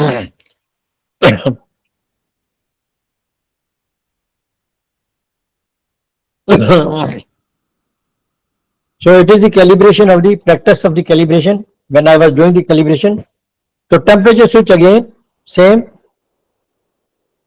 like pressure switch, but here temperature sensor is different. So we dip the temperature sensor in the temperature bath. We have given the set point to the temperature. Slowly increase the temperature. We can see the temperature here also. Then we can see the contact position on the contact tester. So we can increase and decrease the set point according to our temperature setting. So we can use dry temperature bath or oil temperature bath. We can use both. For high temperature, we are using oil temperature bath. For low temperature, 100 degrees centigrade, we can use dry bath. So we have two type of temperature bath, oil type and dry type. Dry type, sometimes we are using sand here. Sand pot is there. We can dip in the sand because sand catch temperature very quickly. So it will give sensor. Then this temperature sensor, it will operate. So this contact will change when temperature increase or decrease. So we can increase, set on high temperature, we can set at low temperature, both on at low or on at high. So reset on low or reset on high. We can set and reset on both places. Let us see the level instruments, level switches when we install in the tank. So what is the position of the level switches? You can see here two level switch here down, low level switch and very low level switch. And this two level switch is also high level switch and very high level switch. So you can see the position when water level is there in the tank. So the level switch position is float is increase upside, mean it is normal. So this portion for high side, this portion for low side, low alarm. In between these two, these are the normal position of the controller or water. During this time, when this is in between this, it is safe PID controller working range. These switches, you can say this switch is also possible. You can use on, off, on, off. This is off position, this is on position. So You can see down, when water will level come down, it will come down, it will give alarm. When water will go high, it will cancel the alarm. It will come up like, see, it will cancel the alarm. But here downside mean it is open contact. When water will go high, then this will move upside and this will move upside. First this will move when high alarm come, and even still level increasing, then what will happen? This will also move. This will give alarm very high. So these are critical alarms. So these are the level switch arrangements in the tank, water tank. Let us see in the boiler on the streamline how they are arranging the pressure switches and temperature switches. We can see here boiler producing steam. This is streamline. Both are streamline. We are using one pressure switch here, one pressure switch here, one pressure switch here, one pressure switch here, 4 pressure switch. And each pressure switch have different settings, not same setting. So this is the low, this is very low. This is high, very high.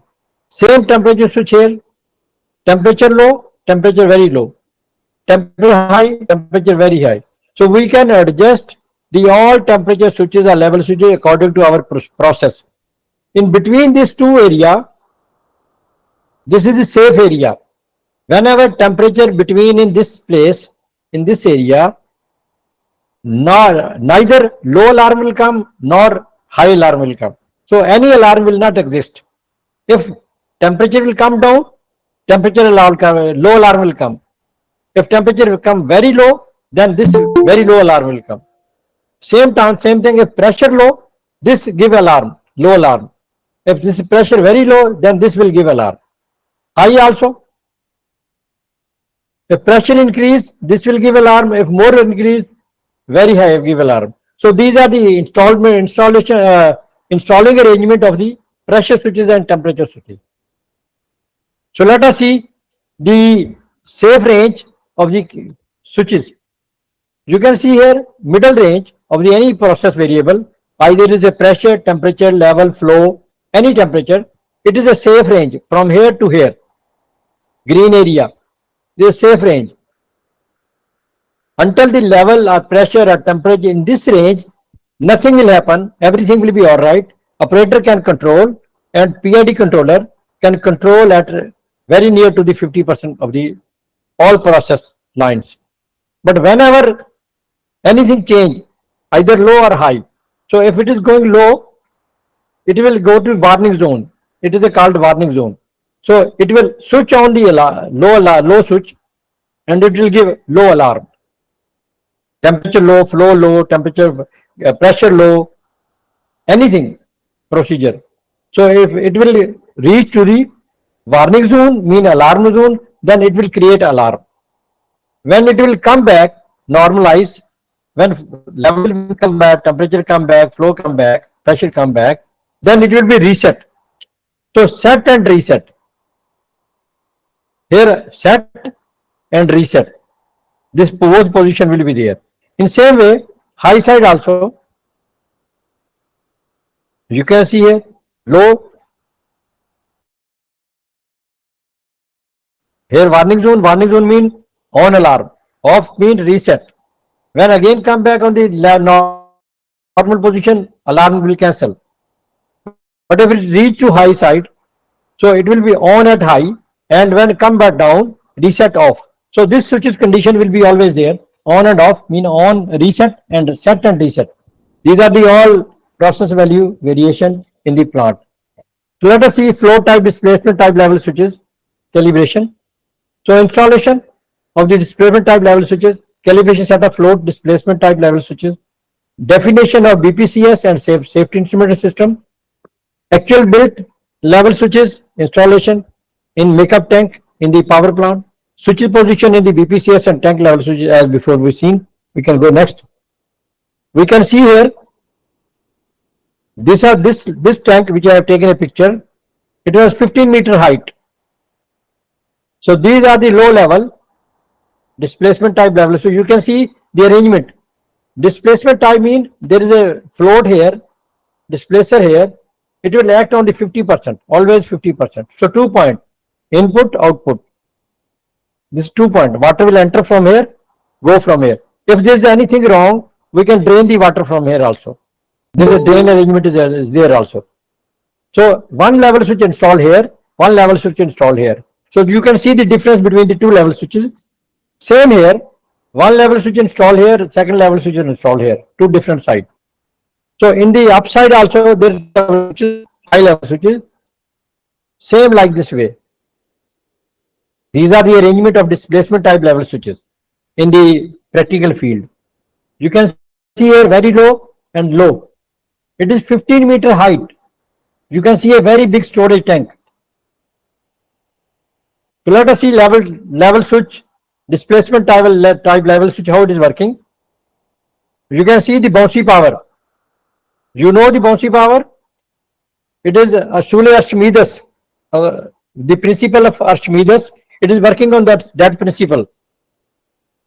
So it is from the tank, water will enter here. It is a tube, plastic tube, drain valve. So this valve will be open, this valve partially open. Open, no problem. Sorry, this valve will be closed because tank, we have to isolate the tank. This valve should be closed. This valve should be partially open, or you have to open the flange from here. There is a vent valve here. Normally they are giving the vent valve. You have to open the vent valve. Because if you close this both valve, the trap air will not allow any water to enter. So either you have to remove the plug from here, the vent plug. Then when you pour the water here from the tube, plastic tube, water will start to move. This movement of this float, displacement is not too much. It is very slowly move. Level here mean it is 0. Level in between this mean 100% level. You can see the range 0, 100%. In middle position, alarm, we are setting alarm. Set and reset. You can see here, set and reset, high level switch. So when this water will come here in middle, this magnet coming in the follower, this iron piece, it will attract, then micro switch will work on that. Micro switch will be on. When it will come down, this magnet will be come down, it will release the iron piece, then this will be open.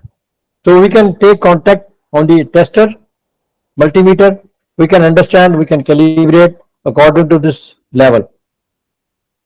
We put the water slowly, water will move here, the displacement will take place, then it has weight. Displacer mean it has a weight. It will not move very fast. It will slowly move, but it will reduce the weight. When reduce the weight, then this will move, the rod will move upside and downside. So let us see a float also. This is a float, it will move very fast because it is hollow. It is also displacement type, but it is a float type. Function is same. Isolate the both. Open the vent valve from here. I didn't mention here vent valve, but normally it is vent plug is there. They are giving half-inch plug. Remove it. Then put the water here. This float normally here. When slowly come out, on this place it will attract and relieve the iron and give us on-off contact from the micro switch. So let us see basic process. What is BPCS? Warning system and safety instrumentation system. So BPCS means basic process control. Basic process control system. It is a PID control. It is a PID control or on-off control. Then it is a basically PID control system used for any process in the plant. It is always work in the safe area. Warning area mean, as we shown you, when level increase or decrease, pressure increase or decrease, temperature increase or decrease. So it will reach to the warning area. Warning area mean it will give alarm. And if it is still cross that area, then safety instrumented system, very high level, very high temperature, very high pressure, it will react. Then it will stop the plant. For safety of the plant, it will shut down the plant. So these are the three functions of the BPCS and safety instrumented system. So I will show you the practically. There was a makeup tank here. It is working in the boiler, safe power station. This two-level chamber, they are mentioned here. There is a float switch here. One float switch here. They have mentioned the separate float switches on the different chambers. One float switch this one float switch this one. So 4 float switch, very low, low, very high, high, very high. So 4 float switches they are showing here. So whenever level increase, maintain here, this middle portion, it was the BPCS. You can see here the area, green area. This is a safe area of the plant. Until the process is in between this, everything will be normal. No, nothing will happen. When it is cross this area, so high alarm will come or very high alarm will come. If this cross bottom side, low alarm will come, very low alarm will come. So this is the practically, I have taken a picture in this process line. Here also the same function we have seen here, but I have added here the critical area. Difference between VPCS and safety instrument system. Up to here, VPCS. Up to here, VPCS. Green area. You can see here, up to green area, it is basic process control, PID control. But as soon as it cross from upside or low side, it will reach to the warning area. Warning area means alarm. So when it is increase more than warning area, less than warning area, means it will reach to the critical condition. There is a danger area. Danger area means it can damage anything. It can affect to the plant production, or it will damage it can damage anything. So to save this one, this critical zone, danger zone, it will strip the plant, it will stop the plant. So plant will be shut down and it will become safe area. So this again record sheet on at high, by increasing you can see here set, by decreasing it will be reset. High alarm, low alarm you have to mention here. Either you are using for high alarm or you are using for low alarm. Then which contact you are using? A contact or B contact, open contact or closed contact. So you have to set here, write the reading. If it is a pressure, you have to mention the pressure. If it is temperature, you have to mention the temperature. If it is a level, you have to mention the level. Reading according to that one. Or if it is low area, you have to write here on at low, here upside is on at high, high alarm, on at low mean decreasing side, low side, then reset area, again come back. So this is same function which I have shown you before calibration and after calibration. You have to mention the both sheets, both sides. Now let us see the pressure and differential pressure transmitter calibration. First we will see the type of the transmitter, working principle of the transmitter, differential pressure between analog and smart transmitter, block diagram, calibration setup loops of the transmitter, video clip. I will show you calibrate test equipment, calibration heart calibrator. This is typical calibration because we are involving the test equipments, latest test equipment is this one. So YouTube clip also here, calibration error in percentage, calibration record sheet, then again YouTube by BVEX certification, how it will create a certificate. So let us see first how it is working. You can see here the calibration of the transmitter, any transmitter, it is linear, 0%, 25%, 50%, 75%, 100%. If range, depend upon the range. This range, millimeter water column 4000, so 1000, 2000, 3000, output 4 milliampere, 8 milliampere, 12 milliampere, 16 milliampere, 20 milliampere. So you can see here everything linear. It is proportional to the output.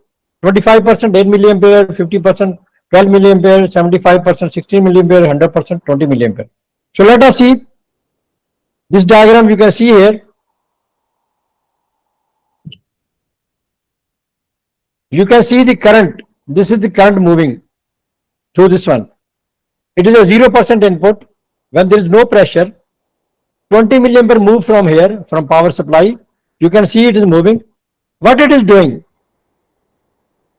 Now let us see what it is doing. First thing, we will understand the transmitter. Transmitter is a device which transfer current from the field to the control room. So transmitter mean it will transfer current 4 milliampere from field to the control room. It is the function of this one. But this is also a transducer. So transducer is a device which converts one type of energy into electrical current. Mean pressure energy, it will convert into current.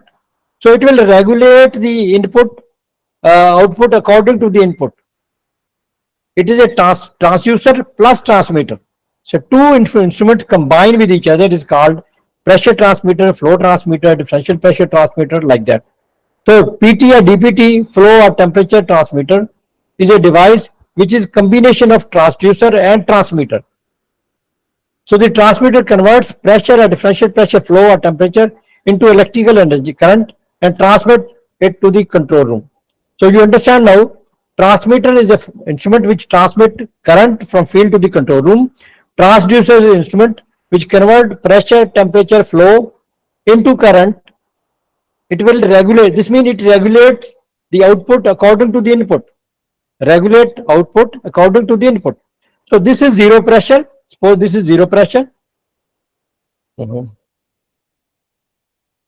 This is zero pressure. You can see it is working. Current moving. Then output is 4 milliampere. You can see here 4 milliampere. And it is moved through the 250 ohm resistance. And it is negative, neutral. But this one, if you see here, input is 50%. We have mentioned here 50%. The current is moving from here 20 milliampere. But when it enter, it will come out from here 12 milliampere. You can see here 12 milliampere. Here in this one, we have given the 100% input signal pressure. If I mention here 4000 millimeter H2O, then 4000 millimeter H2O, the output is 20 milliampere. So in the same way, this transmitter will regulate the input according output according to the input. This is transmitter, pressure transmitter, flow transmitter, level transmitter, anyone. So let us see transmitter type. Analog transmitter. This is analog transmitter. We can see inside this is Yokogawa transmitter. Only one input here, one input here. This one, this is a pressure transmitter, this is a differential pressure transmitter. This have two inputs, but the upside is the same function. This is the primary beam, this is secondary beam. This is range adjustment screw. Span zero is directly on this beam. It is 90% 90 angle, but the range is not 90 angle. It is angular adjustment screw. So it is an analog type transmitter. Now these transmitters are not using in the field. Nobody using, because this transmitter only create milliampere, 4 to 20 milliampere according to the input. But it cannot remember himself. He don't know where, until he is present in the plant, he is working. He know that he is working, but he don't know his name, he don't know his tag number, he don't know the range. You have to calibrate and then you have to put in the field. But there is another one is smart transmitter. Smart transmitter is very intelligent. Now we are using only smart transmitter in the market, in the field, in the plant. You can see the two sensors. This is piezo resistance. This is DP harp. Piezo resistance and DP harp. We have two type of sensors in the transmitter. So let us see.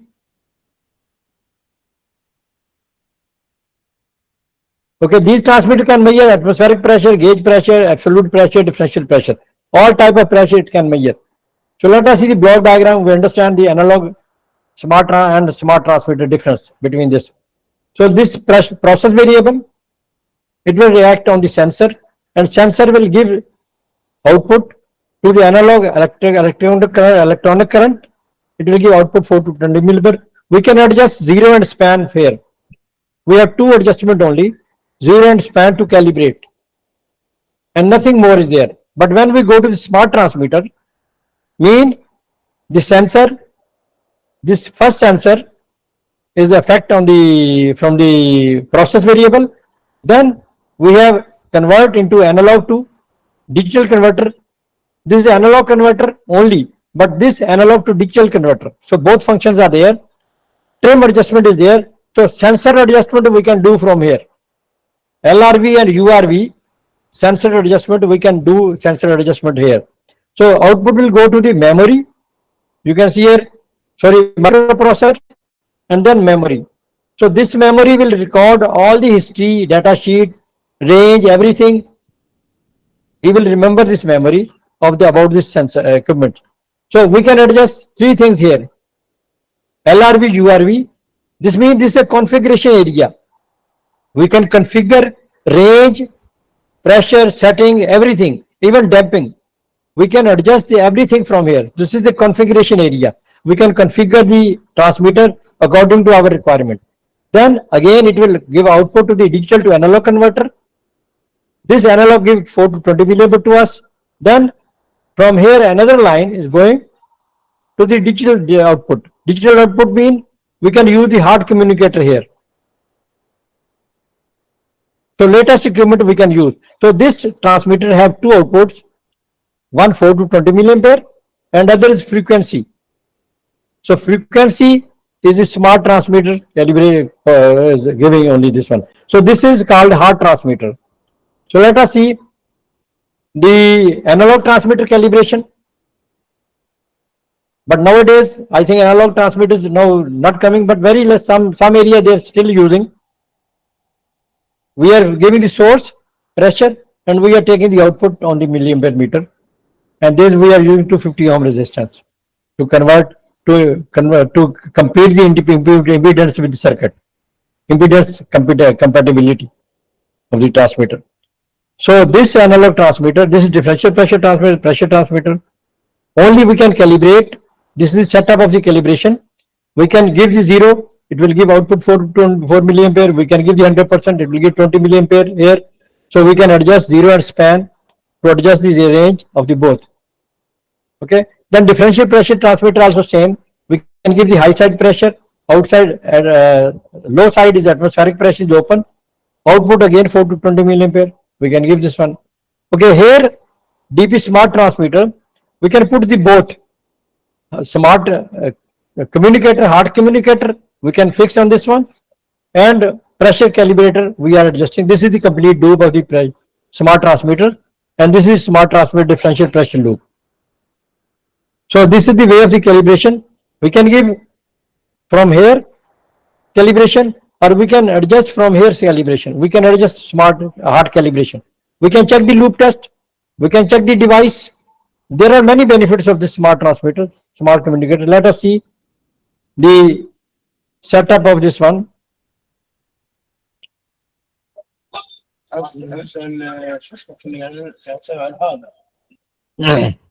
are calibrating the transmitters, analog transmitter.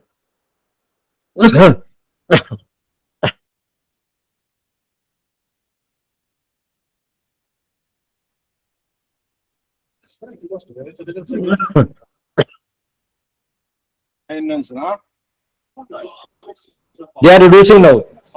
Yes. Same here.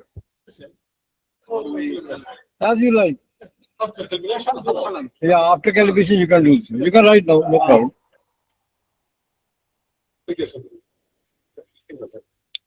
So they are doing the calibration of pressure transmitter, differential pressure transmitter, but it is analog type. So this is small clip of my practical session. So let us see the different type of multifunction calibrators and hard communicator. So these are, I have mentioned here 4 type of BMAX company, Secondura company, Drugs and Fluke, Emerson also there. So these are the basic, sorry, let us 1 minute. These are the hard communicate multifunction calibrator. It has pressure set. You can see pressure pump, fine adjustment handle, input or output pressure, 2 tubes. We can see the pressure here. It is called Secondura pressure tester, multifunction tester. This is BMAX. We have multifunction tester also. There is also pressure output. Secondura also. You can see the different terminals. Pump is there available. Fine tuning is there. This is Fluke multifunction tester. It have also pump. Different type of this one tester are there available. This is the basic instruments. According to this is standard instrument manometer, water or mercury manometer. These are the standard instrument which we are. This is YouTube mercury manometer, the most accurate instrument. But nowadays nobody is using this one. Everybody use this multifunction tester because easy to handle. And no, this is present in laboratory. The lab, they are calibrating all standard equipment according to the standard U2 manometer or mercury manometer or water manometer. But this is for low pressure. It is only can measure up to 2 bar pressure. 1500 millimeter H2 or Hg range is there. So these multifunction calibrator we are using in the different type of plants. So let us see the next one. These are the, you can say, hard communicator from the different companies.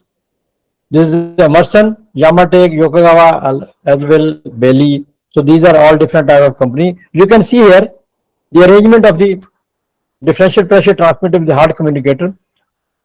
There you can see here supply is coming 20 milliampere, going to the transmitter, coming back. This is milliampere meter. We can just here milliampere meter to understand the how much milliampere going on. Then 100 or 250 ohm resistance here. This resistance we are using during calibration compatible with hard communicator because it need 250 ohm resistance in the circuit. Until this circuit resistance will not be there, we cannot attach the hard communicator with a plus and minus. So this means it will be two-way communication. One is milliampere analog and second is the hard communicator. We can communicate. Okay, the benefit of the hard communicator, if transmitter is 1 kilometer away from the control room, no problem. We can connect this hard communicator in the control room power supply and we can communicate 1.5 kilometer, 2 kilometer away from the control room. We can calibrate, we can understand, we can communicate with this transmitter. No need to go in the field and we can find out the actual reading. We can trim the zero, we can trim this sensor, we can modify the calibration configuration. Whatever we want, we can do through the hard communicator. In analog, we cannot do this one. We have to go in the field, we can see the physical condition of the transmitter, then we can do it. These are the benefit of the. So let us see how we can use the hard communicator. When we connect the hard communicator with any equipment, this will take the all data from the transmitter. If it is attached with the pressure transmitter, it will take the data from the pressure transmitter. If it is attached to differential pressure transmitter, it will take data from differential pressure transmitter. If it is attached with the level transmitter, it will take data from the level transmitter. If it is attached with the temperature transmitter, it will take the data from the transmitter. And then it will give us some options here. We have to select the hard option. There is a Profi foundation, Profi bus also there. We have to select the hard communication. When we select hard, then it will give us the device setup. When we will go to device setup, in this device setup, you can see here, it will give us the pressure, if pressure transmitter, low range and high range value. It will give us the current also, pressure and current output. It is giving data reading of this transmitter, what is going on in the transmitter. If it is working, it will give the same reading. You can see here, the reading is more than the more pressure, kg per centimeter square. And it is not 4 millimeter, it is more than 4 millimeter. Okay. So let us go to the setup. When we go to the setup, it click on this. So setup, what will happen? It will give us pressure, all the data of the transmitter, low range values, how much milliampere, what is temperature or pressure or flow. So this data, he will retrieve from the transmitter data and he will give us this transmitter data here. So let us see device. When we go to the device service, then we'll go to test device, loop test device or calibration. So we have three setups here. It is my arrow mark.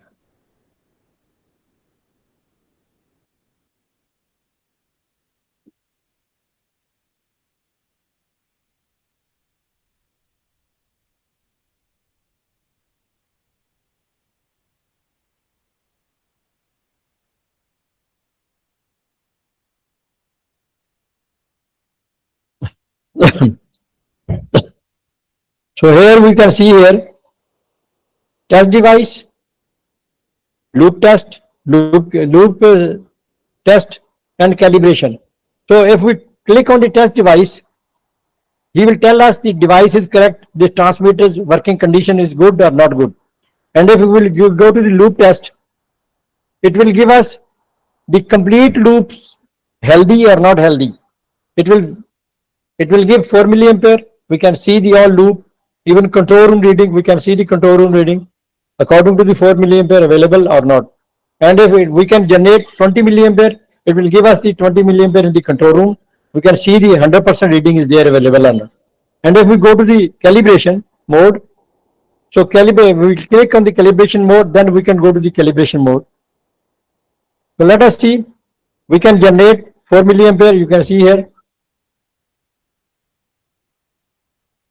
You can see the tag number also here, PT100, 4 milliampere, 20 milliampere, or others. Other mean 25%, 8 milliampere, 12 milliampere, or 16 milliampere. How much will give? It will give us the output reading. So we can confirm from the avometer. Downside there is avometer, multimeter. It is showing us the current reading, correct or not correct. If it is not correct, then we have to go to the trim, sensor trim. Then we'll go to the sensor trim or analog trim. We can low value, high value, we can adjust according to our set point. So we can calibrate the transmitter. We can see here two setup of the transmitter. One is with pressure gauge and hard communicator and milliampere meter. Another also pressure gauge, pressure transmitter. So let us see a small clip of this.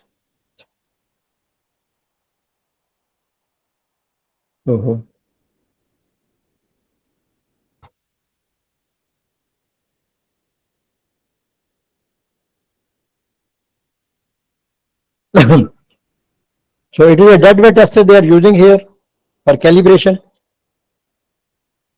It is 10,000 kilopascal. As we showed you, kilopascal, 10,000 kilopascal, 100 kilopascal is 1 bar. So 10,000 kilobar is mean it is a 10 bar pressure.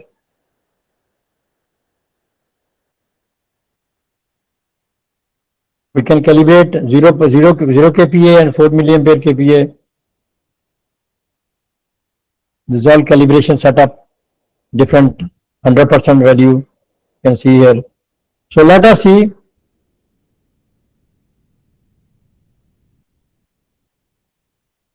We can see this calibration, how he is doing with smart calibration, smart transmitter. Hello everyone, welcome to my channel. Today we are going to see how to calibrate pressure transmitter. So let us see what are the equipments required for calibration a pressure transmitter.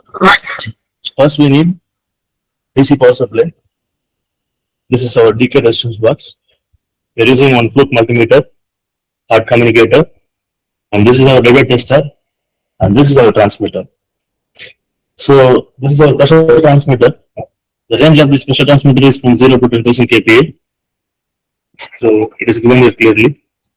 So let us see how this pressure transmitter is connected through all these equipments. So first, this DC power supply, positive terminal is connected to our pressure transmitter's positive terminal, and the negative terminal of this DC supply is given to our one of the terminal of DK resistance box, and the other terminal is given to our multimeter. So the other terminal of the multimeter is directly connected to the negative end of our transmitter. So this hard communicator will be connected over here, and the purpose of this DK resistance box to communication between this hard communicator and transmitter. So 50 ohm resistance, our hard communicator will not communicate with our transmitter. Let's see how this hard communicator is connected to our transmitter. The probe is connected here, and in the probe you can see two colors. This is red color and this is black color. The red color is connected to the positive end of the transmitter, and the black color is connected to the negative end of the transmitter.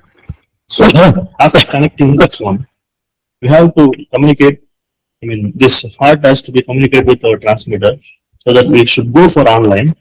Let's go to the online. So now online is given. So this is the basic setup. The transmitter details are given here.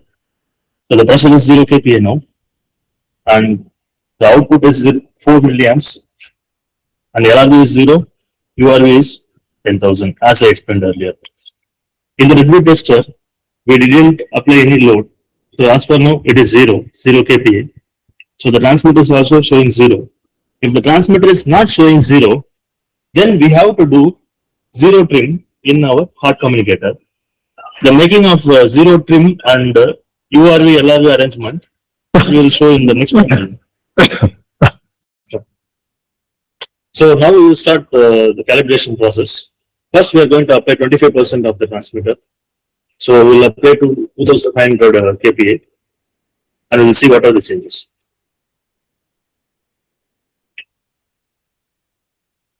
So we are rotating the piston valve along with the piston.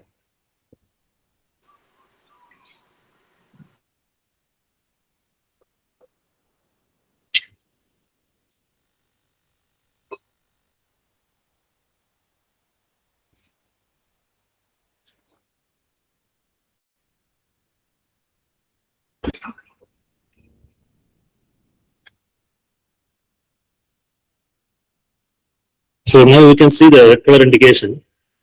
This is our high range. So while applying pressure, we should get the high range. Then the same value will be given here. Now the pressure is applied. 2500 kPa is applied here. So this is our deadweight tester showing the high range indication, and 2500 should be shown in your transmitter also. It should be displayed. So now the transmitter is showing around 2494-95 kPa. So this is 0.01% of error. So that is negotiable. Now the same value is shown on hot communicator also. So this is our output around 8 milliamps. The same is shown in our multimeter also.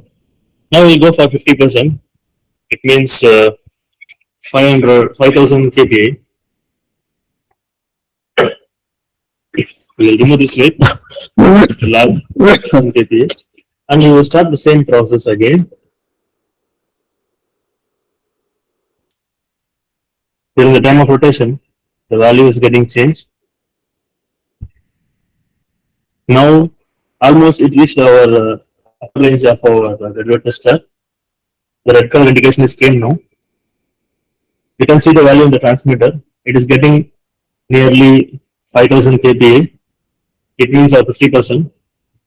The same device is communicated to a transmitter. The same value you can show. It is shown in the communicator also, hot communicator, around 5000 kPa and 12 milliamps. You can see the same display. It is around 12 milliamps. Now we will apply 75% of load. I mean 7500 kPa. That is our 75% of the load, and 75% of our transmitter also.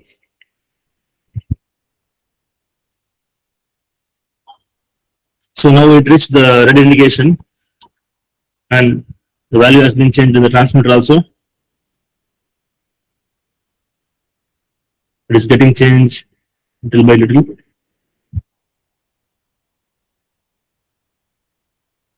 Yes. So around 7485 kPa is there. The same will be shown in our hot communicator, and the milliamps value is changed now. It is around 16.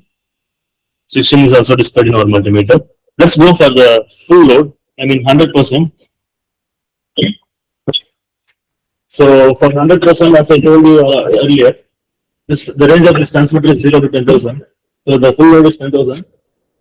We will apply 10,000 kPa now. So the red indication is scale. Now Your transmitter is also showing around 10,000 kPa.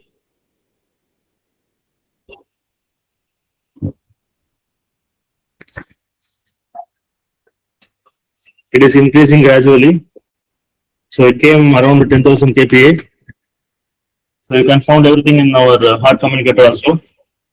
It is around 20 milliamps and 10,000 kPa. And multimeter also it is around 20 milliamps.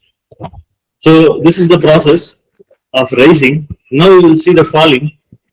So raising we done 0 to 100%. For falling we will start from 100% to 0. So 100% is done now. We'll go for 75%.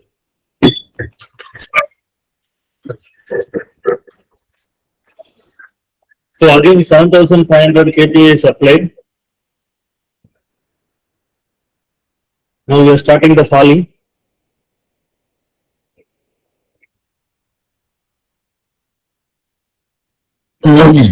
Gradually decreasing.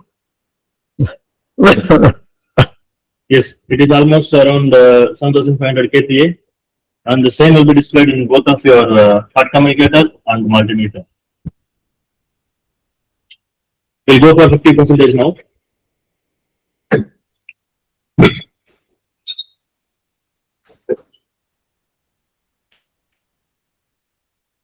You have to rotate this piston in anti-clockwise direction. During raising, you have rotated in clockwise direction. During falling, you have to rotate in opposite, vice versa. So now it is around 5,000 kPa for 50%, and the same will be displayed in both of these things. Next, we will go for 25%. Again, falling. So as I said earlier, 2,500 kPa is applied in the piston of the lead tester.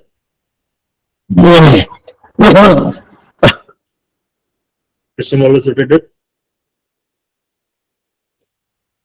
Gradually decreased, getting decreased around 2,500 kPa. So we are getting 8 milliamps here in both multimeter and also hard communicator, and the value 2,500 kPa is displayed in our hard communicator also. And finally, we go for 0.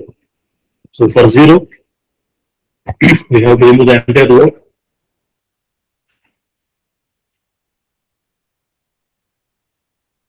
And the transmitter should show 0.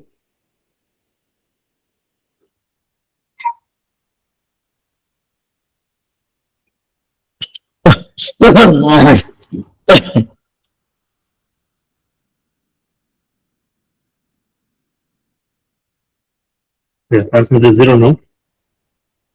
The load is completely removed. Transmitter is 0 now. And the milliamps will be 4. So friends, this is the process of calibration, how we are doing calibration for the transmitter.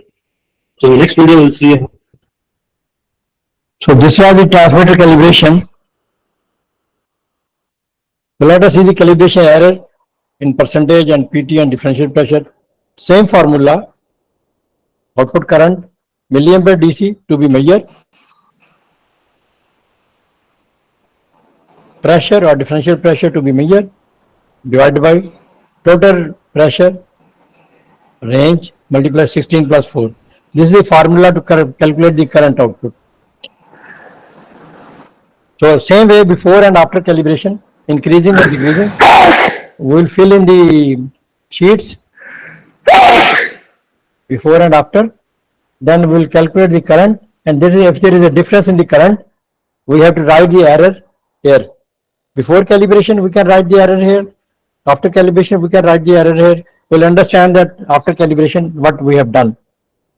So this is documented calibration certificate completed by BMAX Calibrated. So this calibrated is very special because this calibrator produced the certificate without writing this separate certificate. So it will produce certificate and it will give us the before and after reading, and it will give us graph, and it will give us the hour record of the transmitter. So let us see what is going on. It is also very good information to understand that the calibrated itself give us the certificate. back to the calibrator. We will be using some of its content today when performing calibration. We right now have connected this differential pressure transmitter to a calibrator.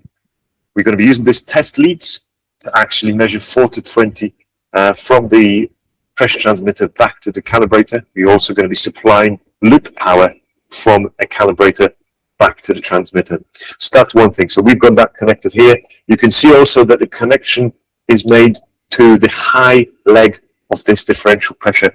Basically, the high leg is going to go to a pressure source and also calibrator. So you're going to pressurize that to get the milliamps response. Also, the low leg is open to atmosphere.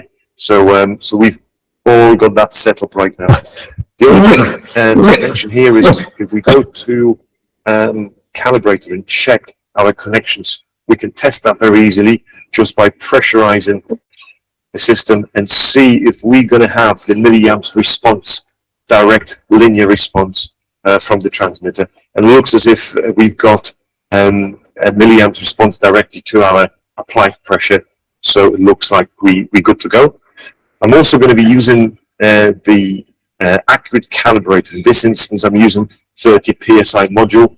The idea is that we try and aim to actually go 4 times more accurate than the unit on the test. It's not always possible. This is our aim. This is what we're trying to do. So let's go to documented calibrator. The point of this is we're trying to establish how much this unit actually moved over time. It's been in service, came back for recalibration right now. We're checking against something and we're checking that against a known standard, which is this calibrator. So that's the whole purpose. We could just check at random points, but of course this is not what we want to do. We want to do a proper document calibration. That's why we've got 5 calibration points. We're going to go up and down. We're going to go and pressurize 0 to 30 psi and then back down. So that's what we're going to do. But before I jump there, let me just quickly show you what else we set up here. And the range is obviously 0 to 30 psi. It's 4 to 20 on the output. That's what we said. We also set up that this transmitter should be within 0.4% of span tolerance. Of course, that could be changed, but this is what we decided for this transmitter to be. Then also, we've decided to give it additional conditions. These conditions are very practical. They very often use in the sense that you can go up to a certain level of error. For instance, in this instance, 0.2 and above. If we go between 0.2 and 0.4, the calibrator is going to let us know that we should adjust according to our procedure. So this is our procedure. We're also going to have that. Also, there is some information regarding before and after calibration notes. You can add your procedures, you can add your work instructions, you can add any messages you want your technicians to have a look at before they start calibration. So we're good to go. We press OK again, and this is the before calibration note. Click OK. This is our screen. You can see right now we vented off the system. We read more or less 4 milliamps, and I think we're ready to go. Okay, we're ready to start our calibration. So we're going to document those 5 going up and 5 coming down. But before we do that, let me just quickly explain what we see on the screen. This is a direct feedback from our pressure. So if we're going to start pressurizing the system, you're going to see this changing. And also you're going to see the 4 to 20 changing as well, depending on how much pressure we're going to apply. Also, you can see the lines. These are the tolerance lines, and those lines, those conditions that we mentioned before. So if it's above that, it's going to say, please adjust. It's going to give us information about that. Okay, we're ready to start. So the first calibration point is 0 and 4 milliamps. So don't forget, we're going to do 5 up and 5 down. Right now, it's going to ask us to go to 7.5. So let's do that now. So let's go to more or less 7.5. We don't have to be exactly precise, but what we have to do is obviously keep it stable, keep it as close as possible at 7.5. And then we wait until the signal is stable, and then allowing us to save this calibration point and move on to the next one. So that's what we're going to do. Next one is 15. So let's do that. So we're trying to go to 15, and or there thereabout, and we expected 12 milliamps. So we wait for this signal to be stable, and then the documenting calibrator just accepted that one. So let's move on to another one. This is 22.5. Just we're going to pressurize it slightly more, and we're going to leave it there and wait for documenting calibrator to actually capture that calibration point. And the last point is 30. Just try to go there as well. Okay, and it looks as if that may actually trend it out. You can see that the red turn, that the dot turned red right now. It's actually outside of the tolerance line, blue lines. Okay, so we right now know that this calibration is going to be a failed calibration. What we have to do right now is obviously capture on the way down. So we have to go right now to 22.5. So we're going to do that now. When you going down is probably more difficult than actually pumping, because you have to make sure that you don't go down too quickly, meaning you're not overshooting to that lower point. So if it's 22.5, just try to be there at 22.5. So be very careful when you actually opening your pressure source. So try to get there to 15. Thereabout, and we are at 15 at 12 milliamps. So as we wait there, you can see right now that coming down and going up, it's more or less the same line. So there is no hysteresis, which is good. That's a good characteristic of a transmitter. We want to see that. But also, if you look at this graph, you would see that at 0, we had practically no error. The error looks as if is on the span, so we'd have to adjust that, to fix that and make sure we've got a pass result at the end. So it's fine. Let's capture the 7.5, and let's open the vent and go all the way to 0 to capture the last point. So we've done a 10-point calibration right now, 5 up and down. It's save the calibration, so it's sort of accepted the last point, and you can see what information we've got provided here. You remember our tolerance was 0.4% of span. We achieved 0.437, which is 110% significant error. This is probably, arguably, the most important information here on this screen. It tells us how far out we are. So sometimes it could be 70, 80, 90%. 100% is at the tolerance. So you need to make sure you're always under 100% to have it obviously pass. Information regarding other screens, like who did the calibration nodes. You can see the graph. You can have all that information there if you want. You can save information. You can save it as found, and you click as found, and you're ready to go right now to trim and adjust and make this transmitter pass, because at the moment it's a failed transmitter. We have to fix it. Right now, we need to go in and actually adjust our transmitter. There are potentially two ways we can do it. We know that's a hard transmitter. We know we can use hard communicator to actually communicate with it and change those parameters that we want. Also, some transmitters, not all of them, will have some sort of 0 and a span information here up top. Some companies allow you to do that, press the buttons and do the span and the 0 adjustment. However, what we're going to do today is we're going to use the communicator within our documented calibrator to do that. And how we're going to do that is by starting a communication, because we know that this has got a built-in hard communicator. So we're going to actually talk to that transmitter.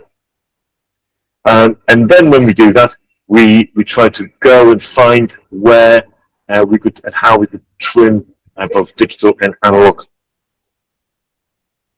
sensors. So that's what we're going to do. We're going to go to service tools and maintenance. Now, it's important to understand here that this menu is all to do with this particular type of transmitter.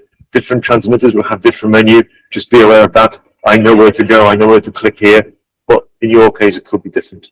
So we have to do two things. One is analog calibration. All we have to do is click on that. And again, the guidance is going to be within your heart transmitter. So it's going to be here, and it's saying to you, select option, we want to have the digital download trim, you click OK. It's asking you to remove from automatic control, it's fine. It's asking you to connect a reference meter to this. We don't have to do that because our calibrator has already, or is already measuring fault line, has already that built in inside, so we just click OK. And it's actually telling us that it's going to set up the transmitter to 4 milliamps. You just click OK. You enter the meter value, it's 4 milliamps. You click OK again. It's asking you whether that's actually 4 milliamps. It is. So you're just basically following the instruction. So the questions the instruction is right now saying is that it's going to do 20 milliamps. You follow the instructions, setting the device to 20 milliamps. You click OK. Yes, it is more or less 20 milliamps. We're happy with that. So it's returning right now back to what it was. So it's fine. Analog calibration, analog trim is done. Let's right now go and do the digital trim. You remember from our results, we had a failed results at this span. So what we're going to do is do a upper trim. So we've got different methods. The only one that we're going to use for the purpose of this video is the upper trim. Again, it's going to be a set of instructions that we have to follow. It's all based from whatever manufacturer decided to tell us. It gives us a warning. Yes, it tells us again about some information. It's asking us what sort of units do we want to have. Say PSI, it's fine. And it's asking us right now to apply high pressure. Now, this is 30 psi, so we need to go there or thereabout on 30 psi.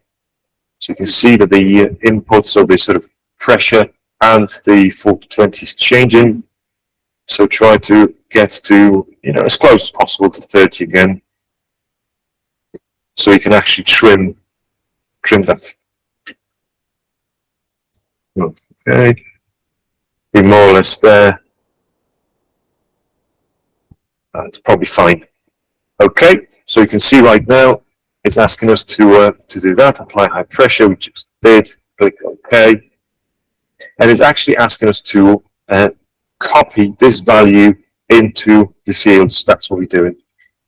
We're copying the value from one unit to what it asks us to do, and right now asks us to remove the pressure. So it looks as if that upper trim was successful. So all we have to do right now is go back to our calibration and start another calibration. So we've done as found, that has failed. Right now we do another calibration just to see if after trimming it's gone any better. So let's have a look. 7.5 is the next point. You can see that it's 0. It has already accepted the first point. Let's go to 7.5. Yeah, it's more or less there. So we wait for this signal to be stable. It's asking us for 15. So, so let's have a look if we can get there. Right, we're around 15 right now. And you can see that the linear feedback is looking much better than on the first instance where it was just sort of trending out. It's asking us to go to 22.5. So we're going to do that now. Okay, again, more or less there. We try not to overshoot. We're trying to go and arrive at certain points as they are per our procedure. So we try to go to 30 right now. So that's our last calibration point going up. And then, of course, don't forget we have to go back down as well. So that's what we're doing. We have 30 and 20 milliamps. And right now we have to go down. So 22.5 is our next point going down. So that's what we're trying to do. Again, the same as for S found, we need to be rather careful going down. We want to make sure we don't drop too low. We would rather want to have a nice hysteresis, make sure they two aligned going up and down. So that's fine, that's looking good. So 15 now, so we're more or less at 15 now. And again, you can see the delivery feedback 4 to 20 from the transmitter is actually looking good. So it looks as if our trim has helped, and it looks as if we may actually pass this calibration after trimming, so that's good. Okay, and the last calibration point is 0, so just open to atmosphere and just wait for it to accept. So you can actually see that we are well within tolerance. It says here passed, do not adjust. You remember again those conditions that we set previously. You can actually see that they are in place now and they're working. Look at that again, 14.5% significant error, tiny error. This value may not need that much, but that value does. So just make sure you understand what that significant value is. So very low significance of that error. So that's good. Again, we can put notes, etc. We can see the graph and the numbers behind the graph. Right now, we can also save and combine those S left calibration, the calibration after adjusting, with the calibration that we did S found, which was the failed calibration. So the calibrator is actually suggesting that we should do that. So let's do that. That's allowing us to actually see the on its certificate, see both S found and S left, 2 graphs, 1 failing, 1 passing. It's going to look nice. So right now we save this calibration, ready to hit back. There was another information about after calibration node, and if we hit X, we're ready to go and start another calibration should we want to do that. Let me show you right now how the certificate of that calibration that we just performed will look like. We just got our results from CMX calibration system. It basically looks like this. You've got the S found failed, as you remember we did. It sort of trended off, you can see here. And then we trimmed it, adjusted, and right now we can see the S left is passed. It's all displayed on a calibration certificate like this. That could be again printed off.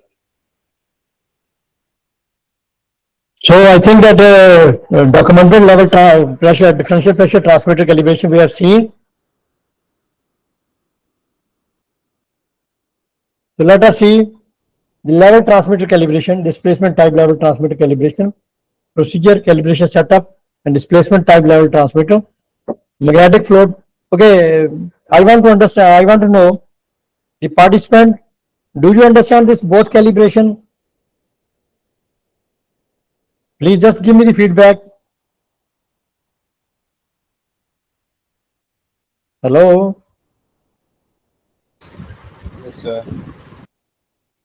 The both calibration pressure transmitter and differential pressure transmitter.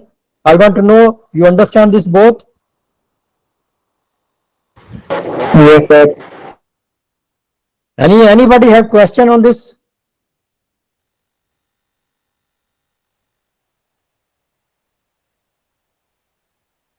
So let us see. Okay, level transmitter setup. I have given the setup here, some pictures. It is a LVDT transmitter. You can see here this LVDT transmitter, level transmitter, displacement type. This is torque tube assembly level transmitter. This is a level transmitter with the hard communicator. This level sensor, conductivity based level sensor. So I will show you the practical experiment of this one, connectivity based level sensor. So these are the different type of level transmitter. We can calibrate and we can calculate the current according to this one. Before and after we can see here. This is the all step, practical step which I have done in the practical when I did it. So this is the same setup again with hard communicator, transmitter with hard communicator. Again we can give 0 input and maximum input the level.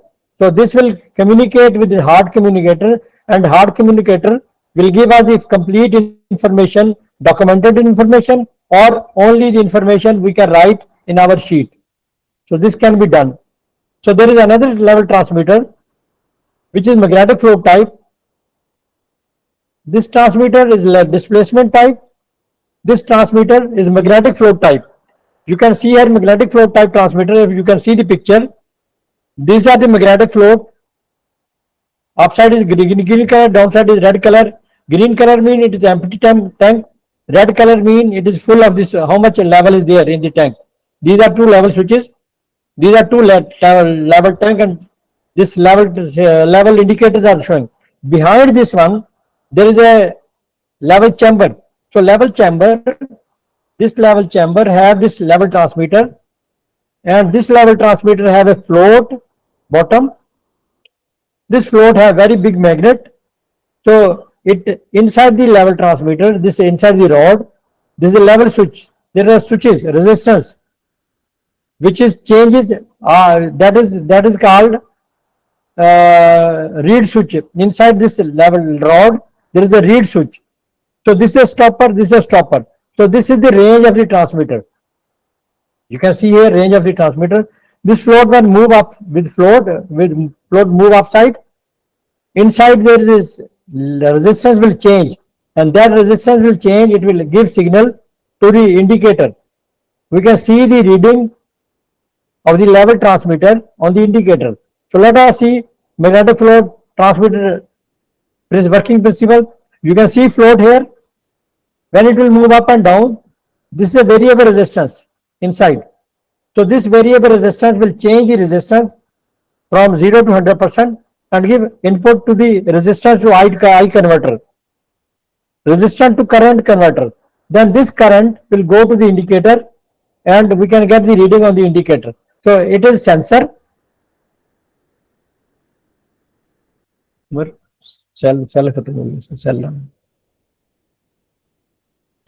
is sensor. This is resistance, variable resistance. This is resistance to current converter, and this is display unit. So there is internal construction of this float. You can see here magnet.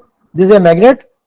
These are the magnet. This float is this float, and these are inside the resistance. You can see here the resistance inside, and then these are the switches.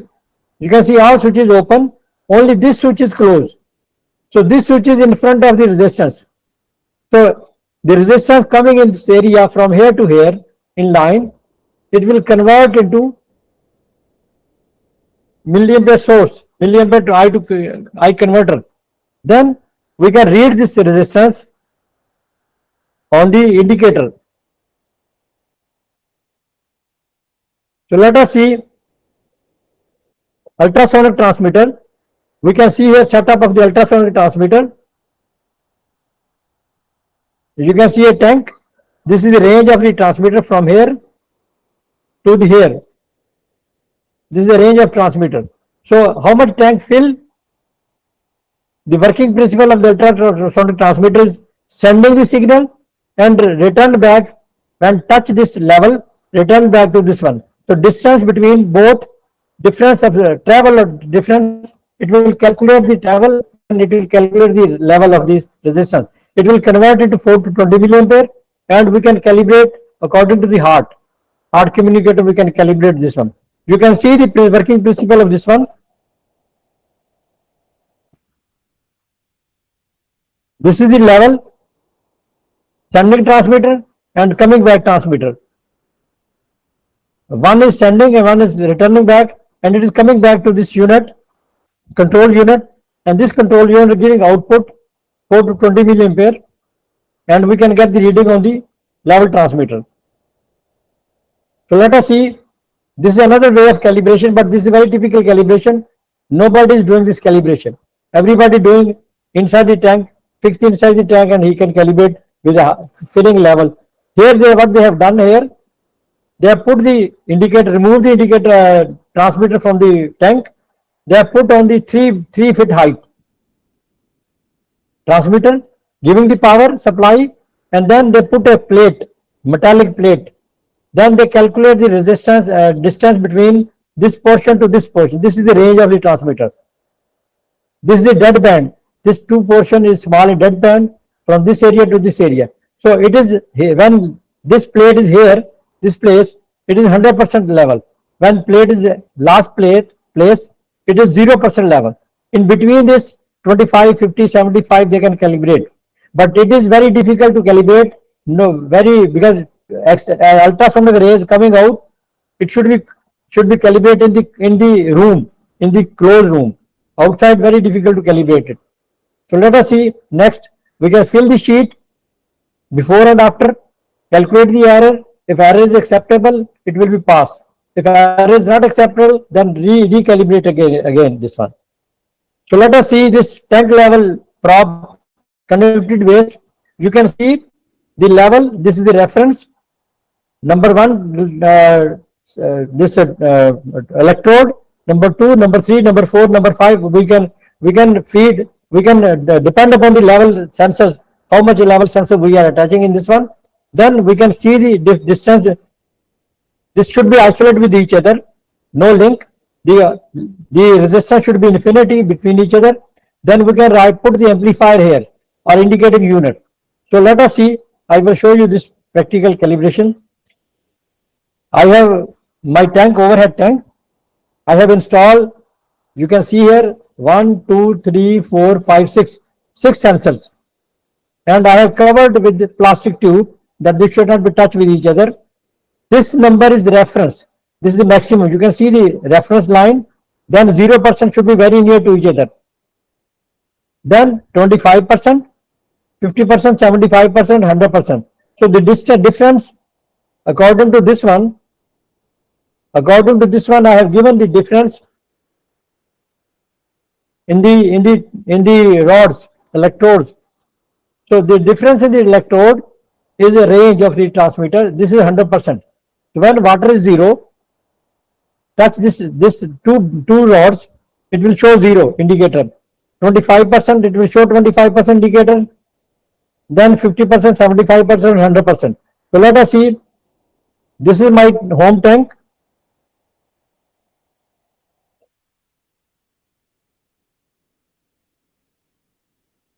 And this is the rod which is putting in the tube here. This is the tube where I have installed this rods inside the tube. This is 4 feet level from 0 to 100%. So we will see here.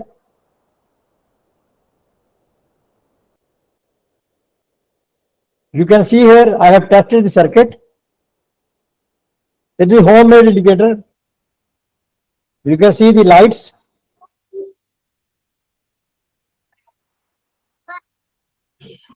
Now we can see here, we will test here the same indicator.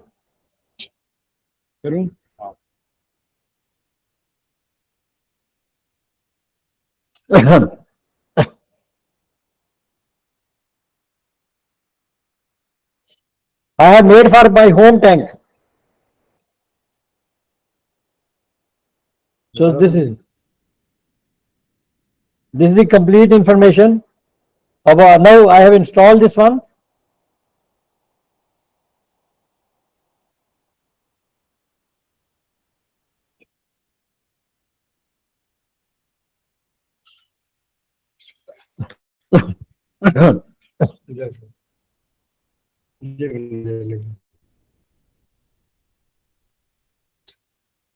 You can see this overhead tank is full. It is a full tank.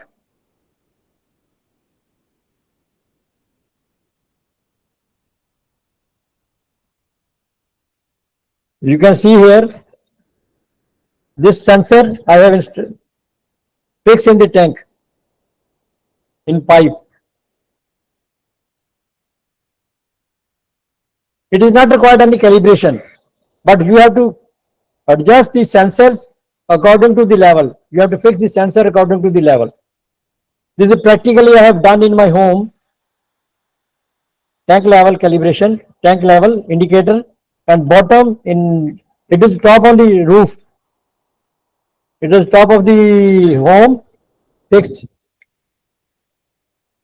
Then this indicator I have installed in the bottom of the house, ground floor, and I can see the tank level every time from here, and we can open and close the pump, open and start or stop the pump according to the tank level. So let us see the float system. Another float system is working out.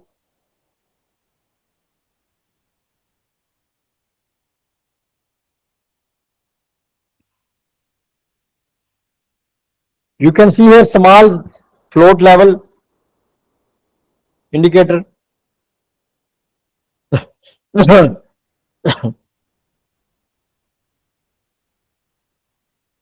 Off, on, off. So it is working. On, off. You can change the position. On, off, you can change. Off, on also.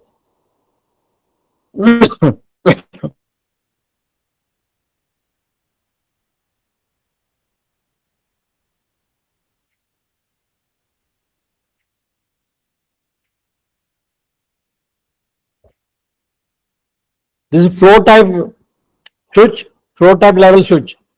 Where you will fix, it will give alarm, it will give signal.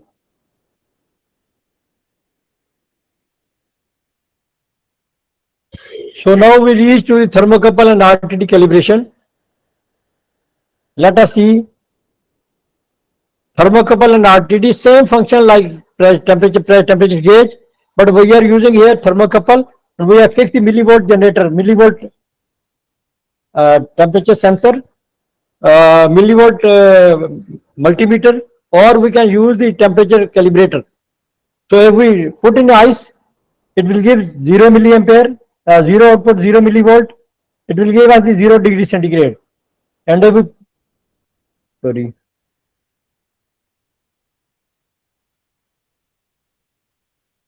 You can see here, in ice, if we put the sensor in ice, it will give us the 0 degree centigrade here. But if we remove the ice and put here in the bath, what temperature we will give, it should show the output temperature here. So we cannot adjust the thermocouple and RTD, there is no adjustment. Only we can check the thermocouple and RTD is healthy or not. Either it will work or it will not work. It will open the contact, it will not give you indication. So this is the working principle of the checking of the thermocouple. So let us see the RTD. RTD, we have three wires. You can see here one wire, red color, and other two wire common with two different terminals. So RTD have 3 wire RTD we are using. So in between red and black, there is a 100 ohm platinum resistance. At 0 degree centigrade, it will give us 100 ohm resistance. As we increase the temperature, it will increase the resistance between the red and the black terminal. So at ambient temperature, nearly it is 112 ohm resistance will provide the resistance. So when we'll put in bath, it will give us the maximum temperature on the reading. Depend upon the input. If we input 100 degree centigrade, it will give us 100 degree centigrade or resistance according to the chart. So resistance more than 112 ohm resistance mean it will increase the temperature more than 112 ohm or resistance mean ambient temperature at nearly for 25 degree centigrade. So we can check this also. There is no adjustment here. There is no calibration. We can check the RTD is functioning or not functioning. If any wire open, it will not work. If any damage in the sensor, it will not work. So we can only test this RTD and thermocouple. We can note the here input temperature, output resistance, millivolt, or then RTD we can test here. Temperature conversion chart, we can put here temperature or digital monitor, we can take the reading. Then if there is any difference, we can calculate the error and we can fix here, we can write here. So let us see the temperature transmitter. Basic function is same, downside, sensor. Then we added a transmitter here, TT. So there are two types of transmitter, analog transmitter and smart transmitter. So this is an analog transmitter. We can use here, we can put the indicator also here. So we can convert indicator, then 4 to 20 millimeter will transfer from here to the control room. So we can calibrate analog transmitter. You can see here ice output, we are giving transmitter output giving 4 milliampere. with ice. With high temperature, it will give us the maximum temperature as much we required. So suppose we are giving 100 degrees centigrade, it should give 100 degrees centigrade. So transmitter, we can calibrate the transmitter because it has the zero and span adjustment. We can calibrate this one according to our requirement. So RTD also same. You can see 100 degrees centigrade, 4 milliampere. This is 100 degrees centigrade. It is coming 20 milliampere here. So this is the calibration of the hot water, and this calibration was with the temperature bath, and this temperature is with the boiling water, hot water. So 100 degrees centigrade is giving 20 milliampere. 0 degrees centigrade is giving 4 milliampere. So now hard communicator, smart transmitter is like this. We can calibrate through hard communicator. This is connection of the hard communicator. So let us see.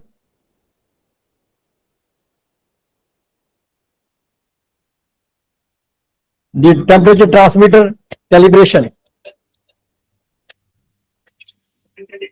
From 31.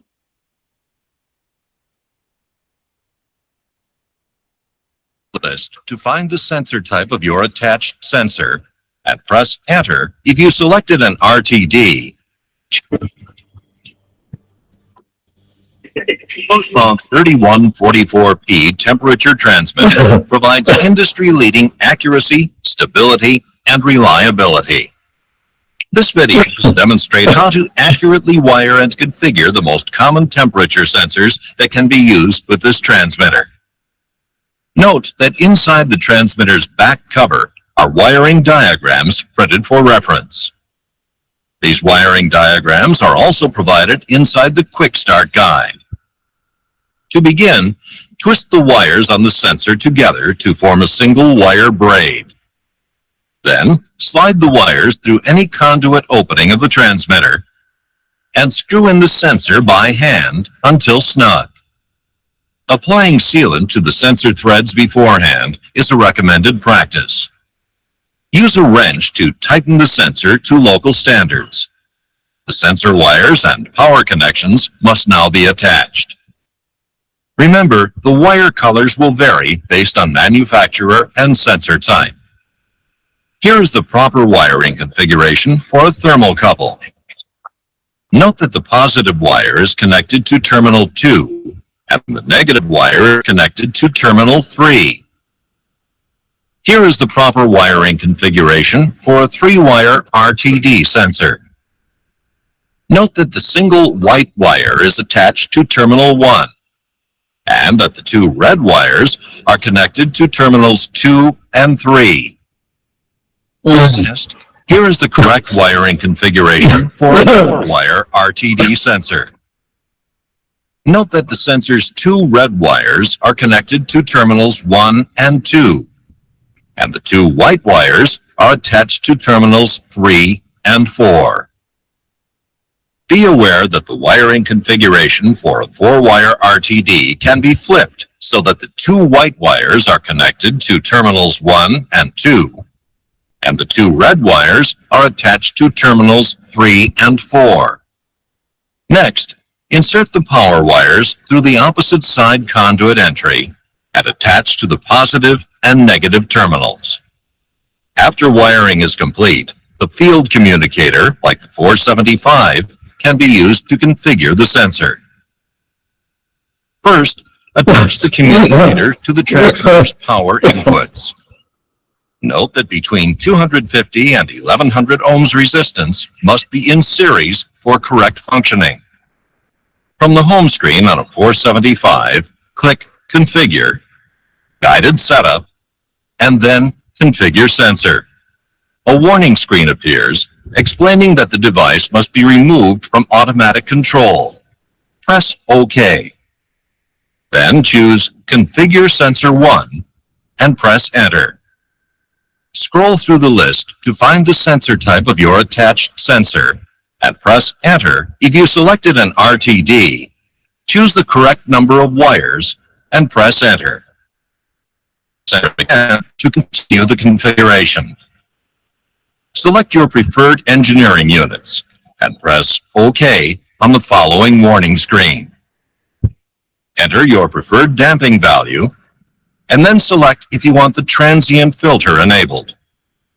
The sensor should now be correctly configured. Select Exit, and then press the Home button to get back to the home screen.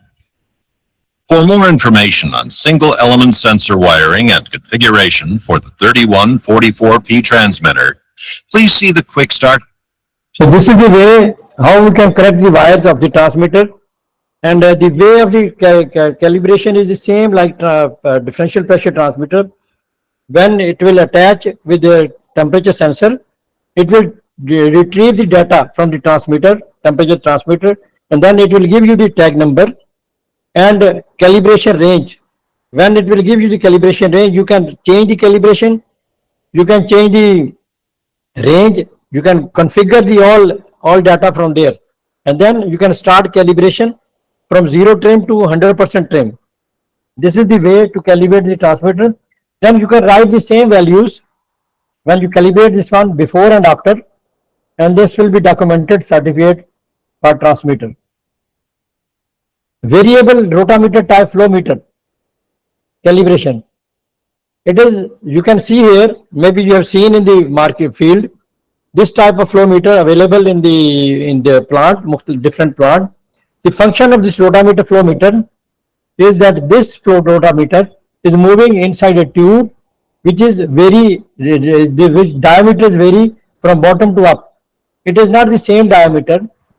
Bottom there will be less diameter, upside there will be more diameter. So it is variable diameter, variable area. It is called variable area. Rotameter, this is the rotameter. Float is the rotameter. So when water moves from here, it will push this one, then will move upside up and down. So there is a scale here. You can see here in the glass. You can see the glass here. This is divided into scale. So bottom there is 0. This is the rotameter, white one rotameter. This is a glass outside. This is divided. You can see here the difference. It is not linear. It is non-linear graduation. So this non-linear graduation, when it moves inside the rotameter, it will give us the indication. So same rotameter type, if it is attached with the one rod here, this rotameter can transfer this value to the switches. So you can see here the rotameter.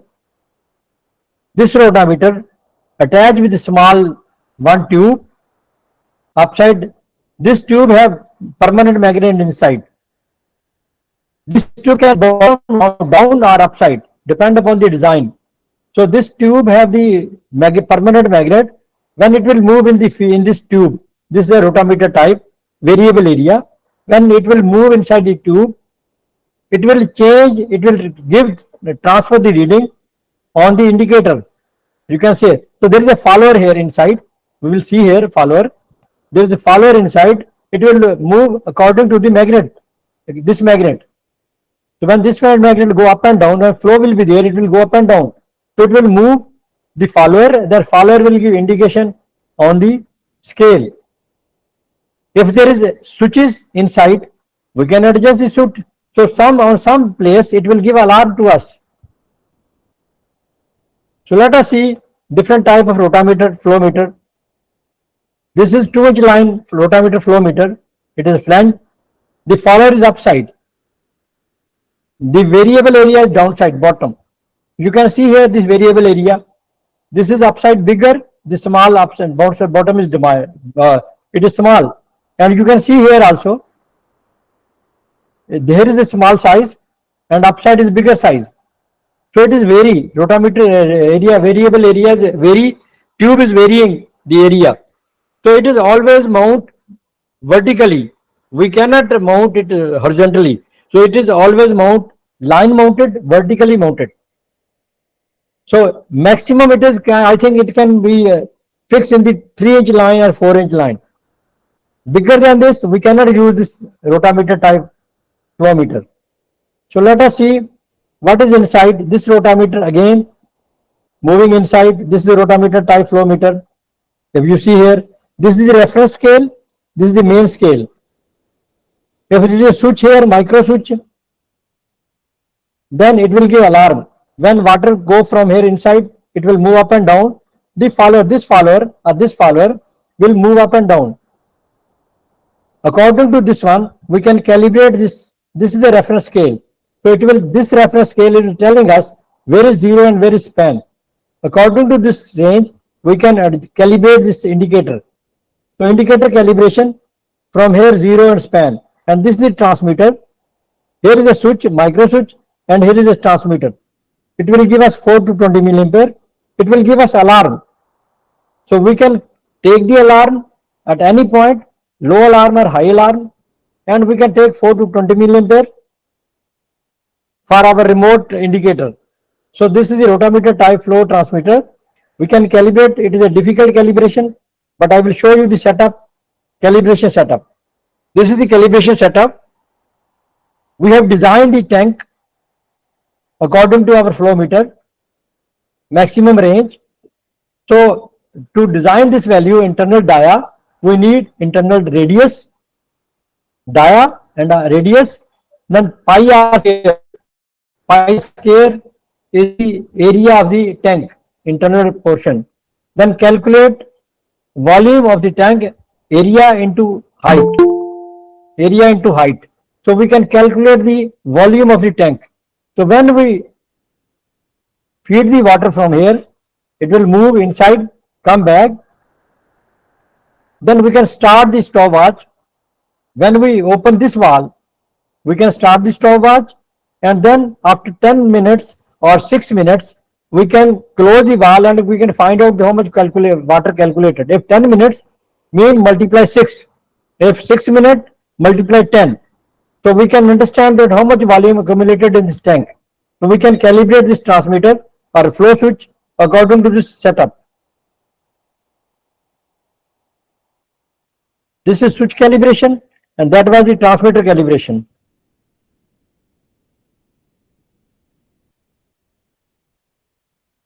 Yeah, this was the transmitter calibration. So function calibration way same. You can put the multimeter here.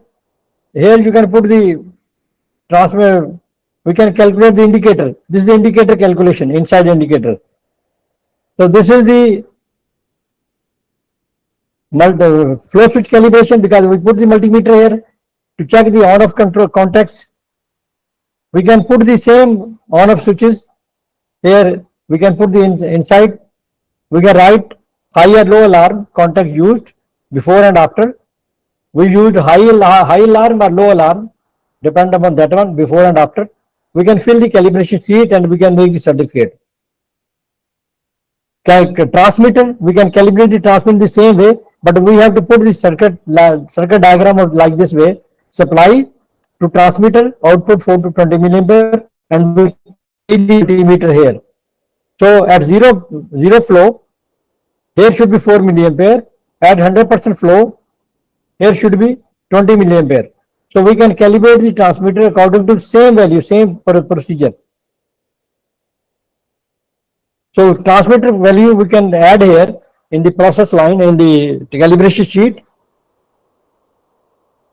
and then we can make the certificate, calibration certificate, before and after.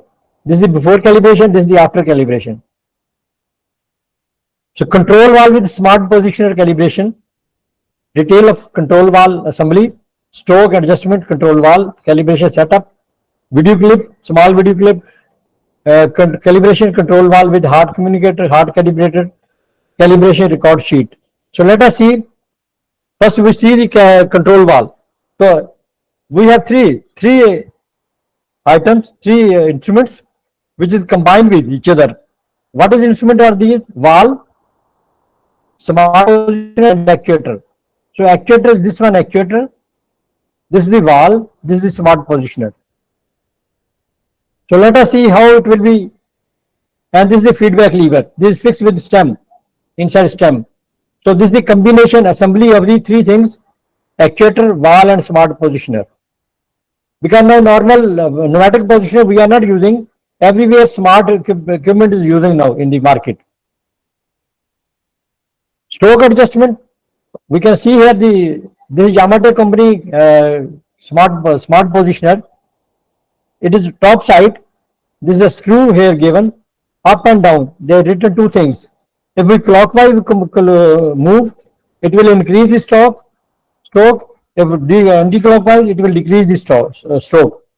So we can calibrate this transmitter. We can adjust the stroke according to our requirement. So it is a calibration of the, it is a function of the transmitter, calibration setup. You can see here, this calibrator is attached with this. It is analog calibration. It is attached with this positioner, and positioner will calibrate by itself. Let us see the calibration. We can see the calibration, one touch calibration. No need to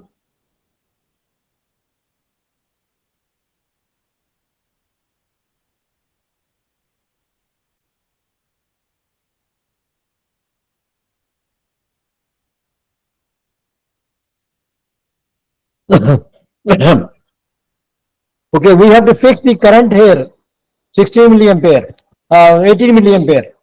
Then it will control, because this setup of this calibrator is signal input should be 18 milliampere. Then only turn this one nut, and when it will start moving, you see hunting. Okay, it is closed now. Now it will automatically close, calibrate. It will adjust its stroke and calibrate all the control valve by itself.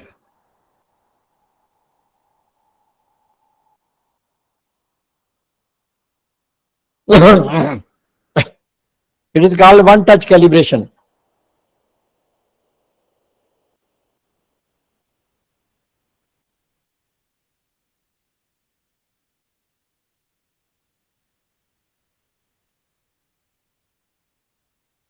You see it is closed now. It is adjusting its scale, 0 and 100%.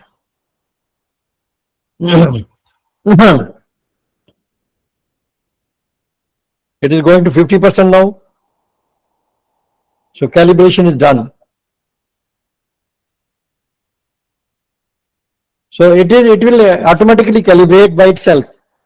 Only one touch, just you have to adjust here 80 milliampere, then only by screwdriver, just clockwise and hold 2 seconds. When you will hold 2 seconds, calibration will start. So smart transmitter calibration also same way. We can put the hard communicator to the transmitter, and it will calibrate by according to our requirement by the hard transmitter. Again, we have to fill the record sheet, complete the record sheet before and after calibration, and we can make the part of this calibration. So PID controller, okay, PID controller is very typical. Test of PID controller loop, compact type of PID controller and control valve test loops, module based PID controller, auto and manual option, PID function, option of the controller, water tank, level control, different type tests of the procedure. This is all inside when we will go this one. Okay, let us see. This is the procedure which I have written in the calibration. Okay, this is not the calibration. It is a test of the test procedure. It is a function test procedure of the controller. I will not tune the controller. It is not a tuning of the controller. It is just test the all function, proportional integral derivative function of the controller. So let us see, we can see the loop, process control system.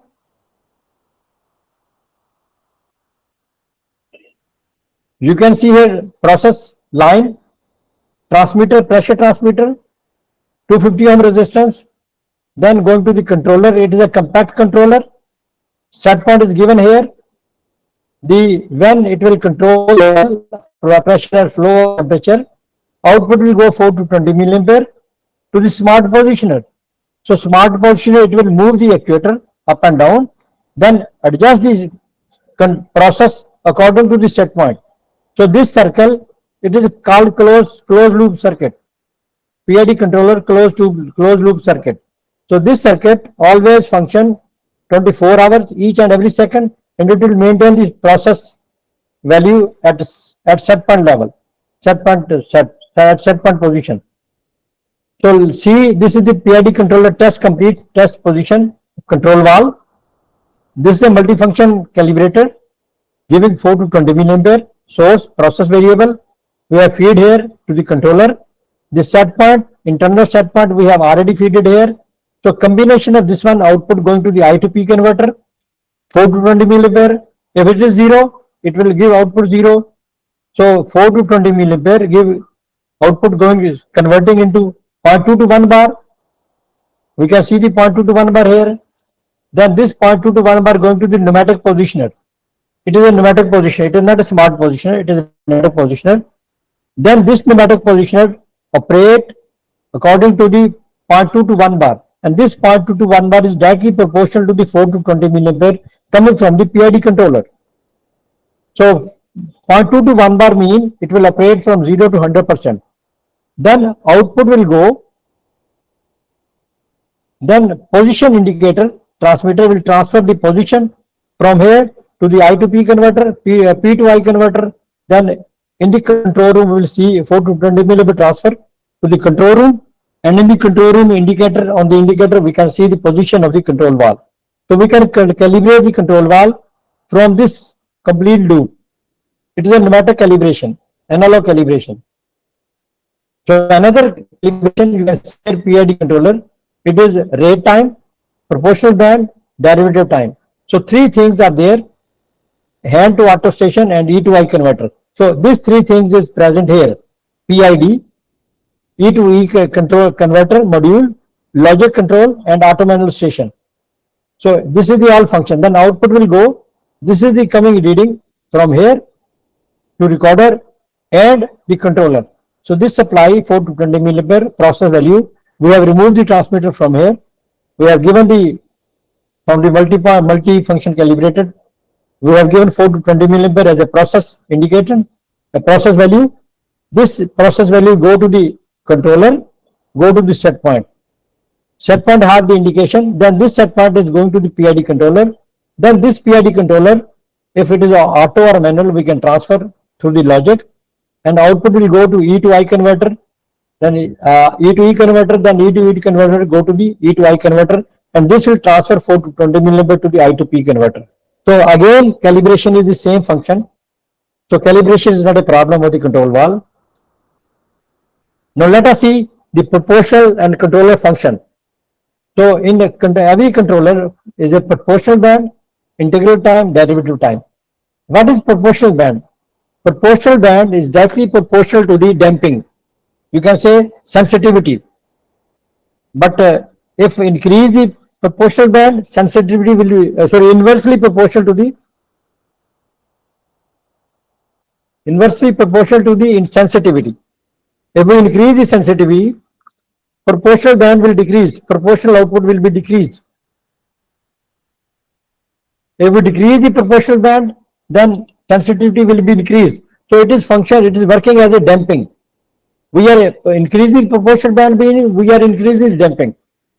Okay, let us see the delay time, integral time. It is delay time of the cycle per minute, repeat per minute, or minute per repeat. So we can see how much it will delay the time.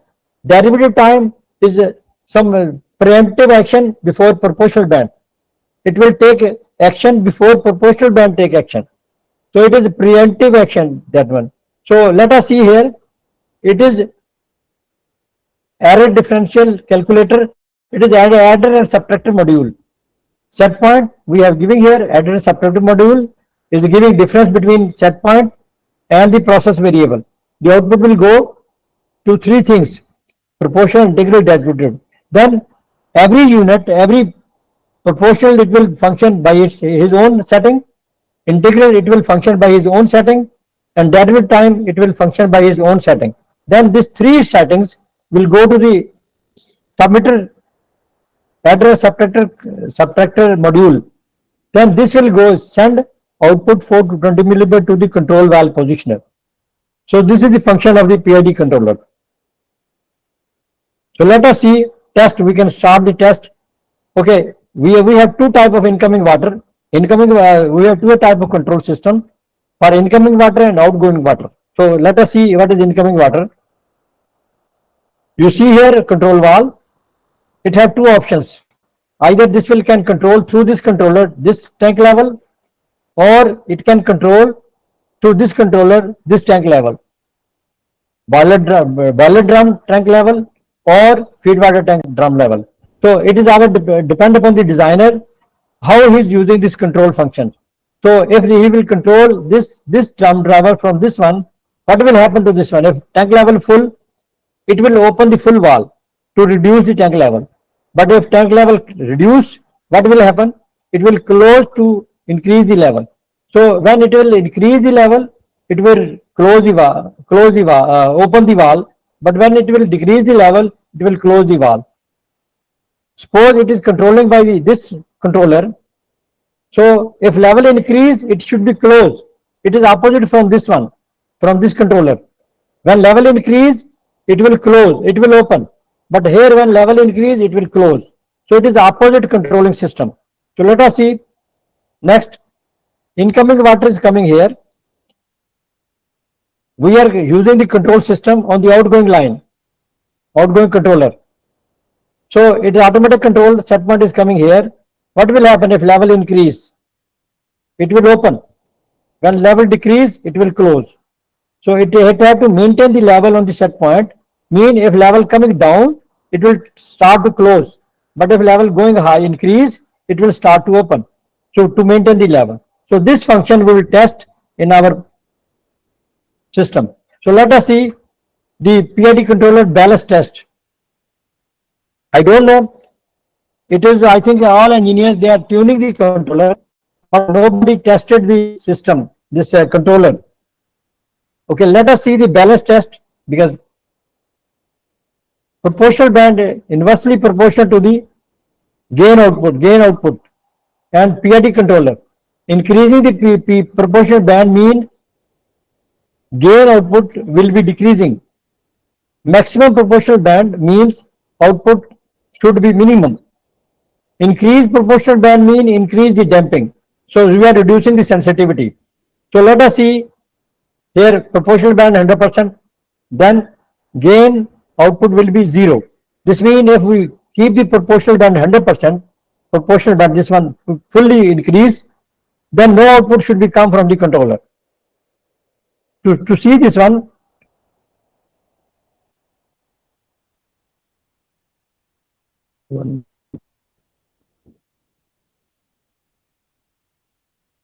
okay, before test start, we can check that the set point output and the voltage matches the percentage in, if possible. So 0% 1 volt to 25% 2 volt, 50% 3 volt, 75% 4 volt, 100% 5 volt. So this accuracy should be correct.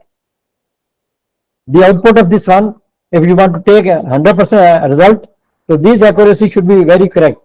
Then insert the process variable, inject the process variable 12 milliampere, 50%. So process variable we can keep on 50%, and the set point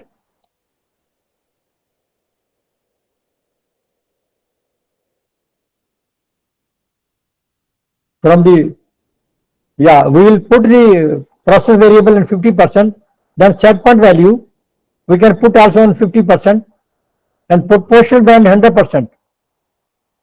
Integral times 0, derivative times 0. You can see here these values. We can put 50% process value, we can put 50% set point value. When this both are the same value, if put 100% proportional band, integral times 0, derivative times 0, then we'll transfer the set point, okay, 3 volt. Yeah, then we have to wait, transfer on auto. When we'll transfer auto, this valve should not be moved. It will stop at 50%, because valve is already, we have opened the 50%. So everything will be 50%. This valve should not operate, should not go increase, should not decrease, not open, not close. So this is the ballast test of the controller. If it is moved, means the proportional band is not correct. The set point of the proportional band, we have to reset, recalibration, or we have to reconfigure the proportional band. Okay, suppose this proportional band we set 100%, but still valve move. When valve move, process variable will move, so offset will be there. This means we have to recalibrate or reconfigure the proportional band. Proportional band 50% is not correct or 100% is not correct. The value is changed. We have to calibrate this. So there is a different type of calibration method. That is separate thing. So let us see next step. Proportional action test. We have to set the proportional band on 50%, reset time 100%, derivative time 0, process value and set point at 50%, valve position 0%. Change auto manual station to auto, then new change. Now change set point from 50% to 25%.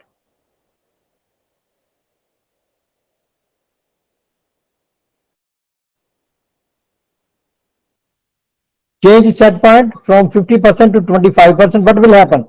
Mean process value go down. It have to open the valve to increase the level. So what will happen? Valve should move 0 to 75% to 80%. If it is not reached, then calculate the difference between set point and process variable and adjust the proportional band by controller knob if possible. Because actually what I was calibrating, it was old time the analog type controller. Now this DCS controller is coming. So no need now, the calibration is not required because it is normally 100% accuracy. It was the old system to test the, but we can test the calibrate to test the valve. So proportional action we can start. We can put 50% proportional band, reset time 100%, derivative time 0, process value and set point 50%, valve position 0. Now transfer to auto manual station on auto, then change the set point from 50% to 25%. You have to understand the valve should open because we have selected outgoing valve. Outgoing valve should be output of the tank. So it will, what will happen? Valve should move from 0 to 75 to 80%. So if this is moving 75 to 80%, these mean proportional band is working. It is action of the proportional band. So integral time reset action test, set proportional band 100%, reset time 100%, reset time 0, rate time 0, then proportional band and process variable set point 50%, valve position should be 0. So change auto to manual station to auto, then change the process value set point from 50% to 25%. So we can see the action of the control valve. What will happen? Valve should open from 0 to 25%. So when proportional band testing, at that time valve should move from 75 to 80%. But when integral time testing, 100% integral time, valve should move from 0 to 25%. It should not move more than this. So reset time test, set point 100%, reset time 3 minutes, rate 0 minute, and set point 50% and 100% value, valve position 0%. Now change auto to manual station. Now change the set point from 50 to 25% and wait the action of watch the movement of the valve. First valve will open suddenly 0 to 25%. Then valve will open slowly from 25% to 50% by the action of proportional band. Then from 50% to 70%, valve will open by the action of the reset time. So these are three opening.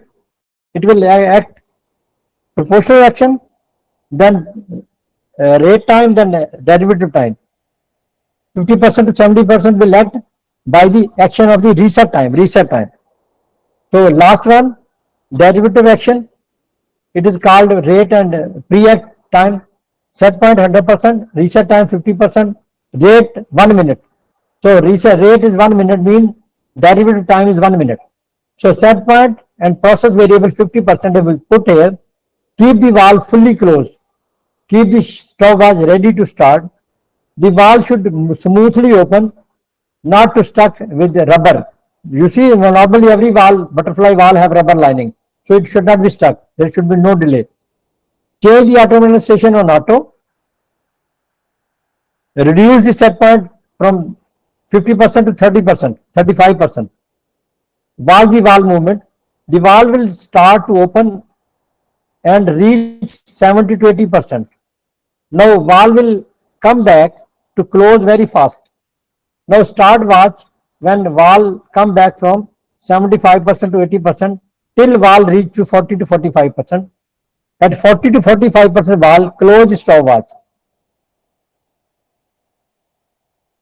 So it will from at 40 to 45% valve speed will be slow down. So note the duration from 70% to 80% to 40 to 45%. This time is called derivative time, derivative action. So this difference between these two timing is called derivative action. So this is the preventive action of the PID controller. So anybody have any question? Amar Saab? Hello?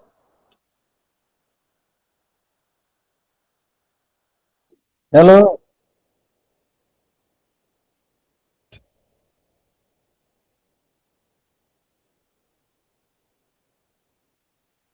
जी जी कोई question हो तो बताइए जरा कोई इनसे पूछें जरा anybody have any question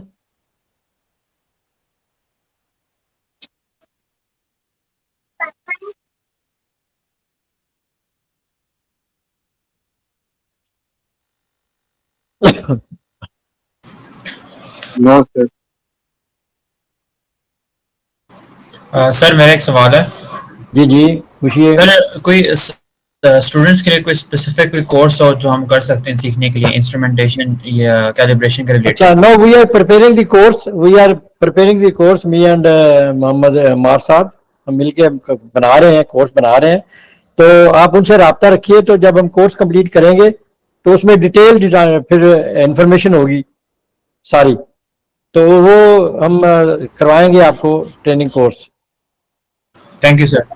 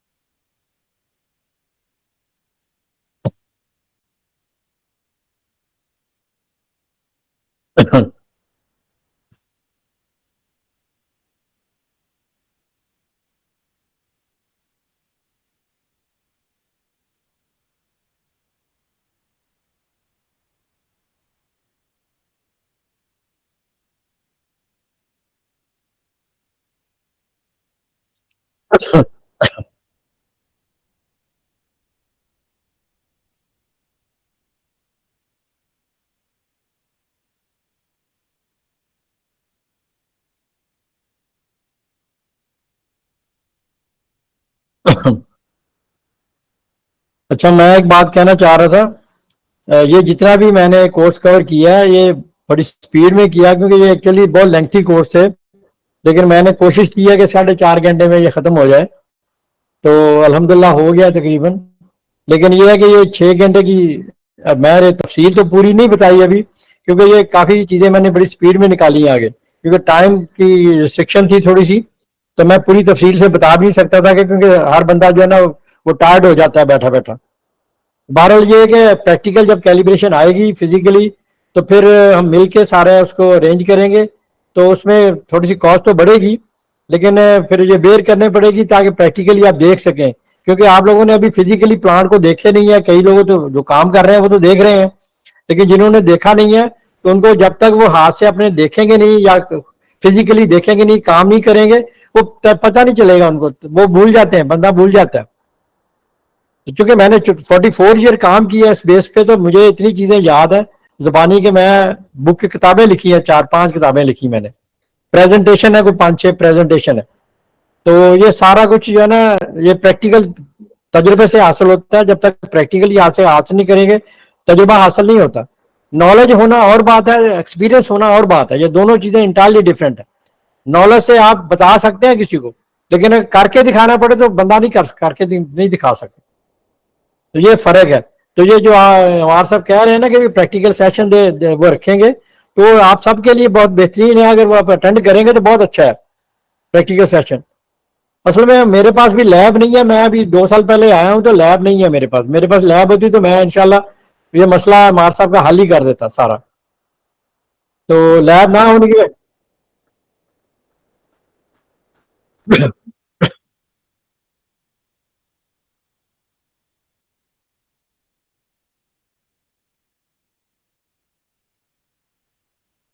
जी जी जी जी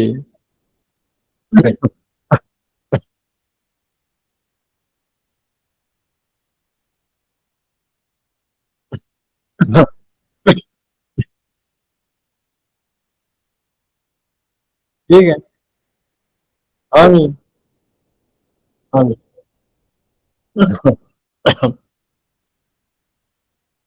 ठीक है, ठीक है, इंशाल्लाह जी, आई एम रेडी। सो और कोई क्वेश्चन स्टूडेंट की तरफ से?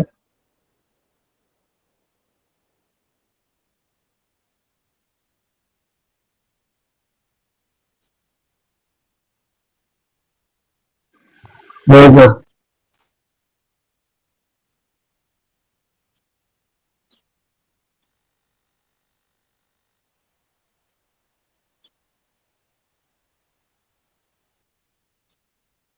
ठीक है, फ्रेंड की तरफ चलें।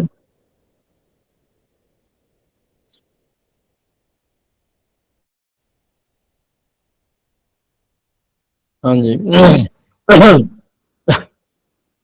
क्योंकि ये क्या है, ये जो इंस्ट्रूमेंटेशन है ना, एक्चुअली ये बेसिकली सब में है, इन्वॉल्व हो गई है अब कंप्यूटर सिस्टम है, नई टेक्नोलॉजी है, हर चीज में इन्वॉल्व हो गई है, कंप्यूटर बेस्ड टेक्नोलॉजी, मैकेनिकल में भी है, इलेक्ट्रिकल में भी है, इंस्ट्रूमेंटेशन में भी है, तो हर चीज में ये चीजें इन्वॉल्व हो गई हैं। तो अब ये हर बंदे को सीखना पड़ेगा कि ये चीजें जो है कैसे चलानी है, कैसे ऑपरेट करनी है, कैसे इनको इस्तेमाल करना है। जब तक ये सीखेंगे नहीं, आगे नहीं जा सकते।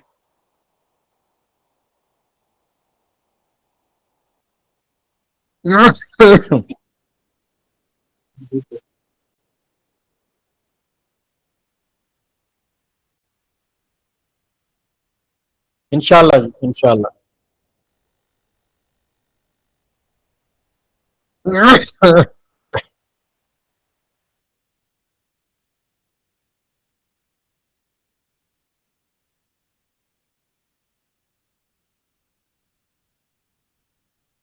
बहुत अच्छी बात है। हाँ जी, हाँ जी, इंशाल्लाह जी, वेरी गुड।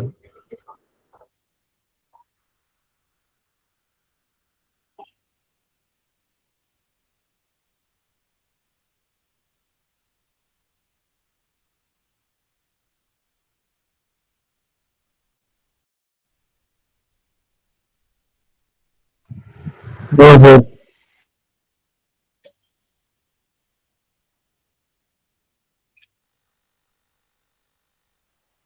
बहुत सर। ओके, हमारे साथ फिर रेंट की तरफ जाएं। चलें जी, okay ji, thank you very much जी एवरीबॉडी, बहुत शुक्रिया आपने पार्टिसिपेट किया, बहुत शुक्रिया, thank you very much everybody. Thank you sir, अल्लाह अल्लाह हाफिज, अल्लाह हाफिज, हाफिज, अल्लाह हाफिज, अल्लाह हाफिज।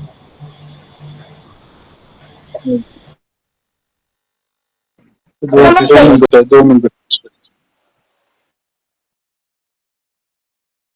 अस्सलाम वालेकुम सर अमार। सर मेरी अटेंडेंस नहीं हुई।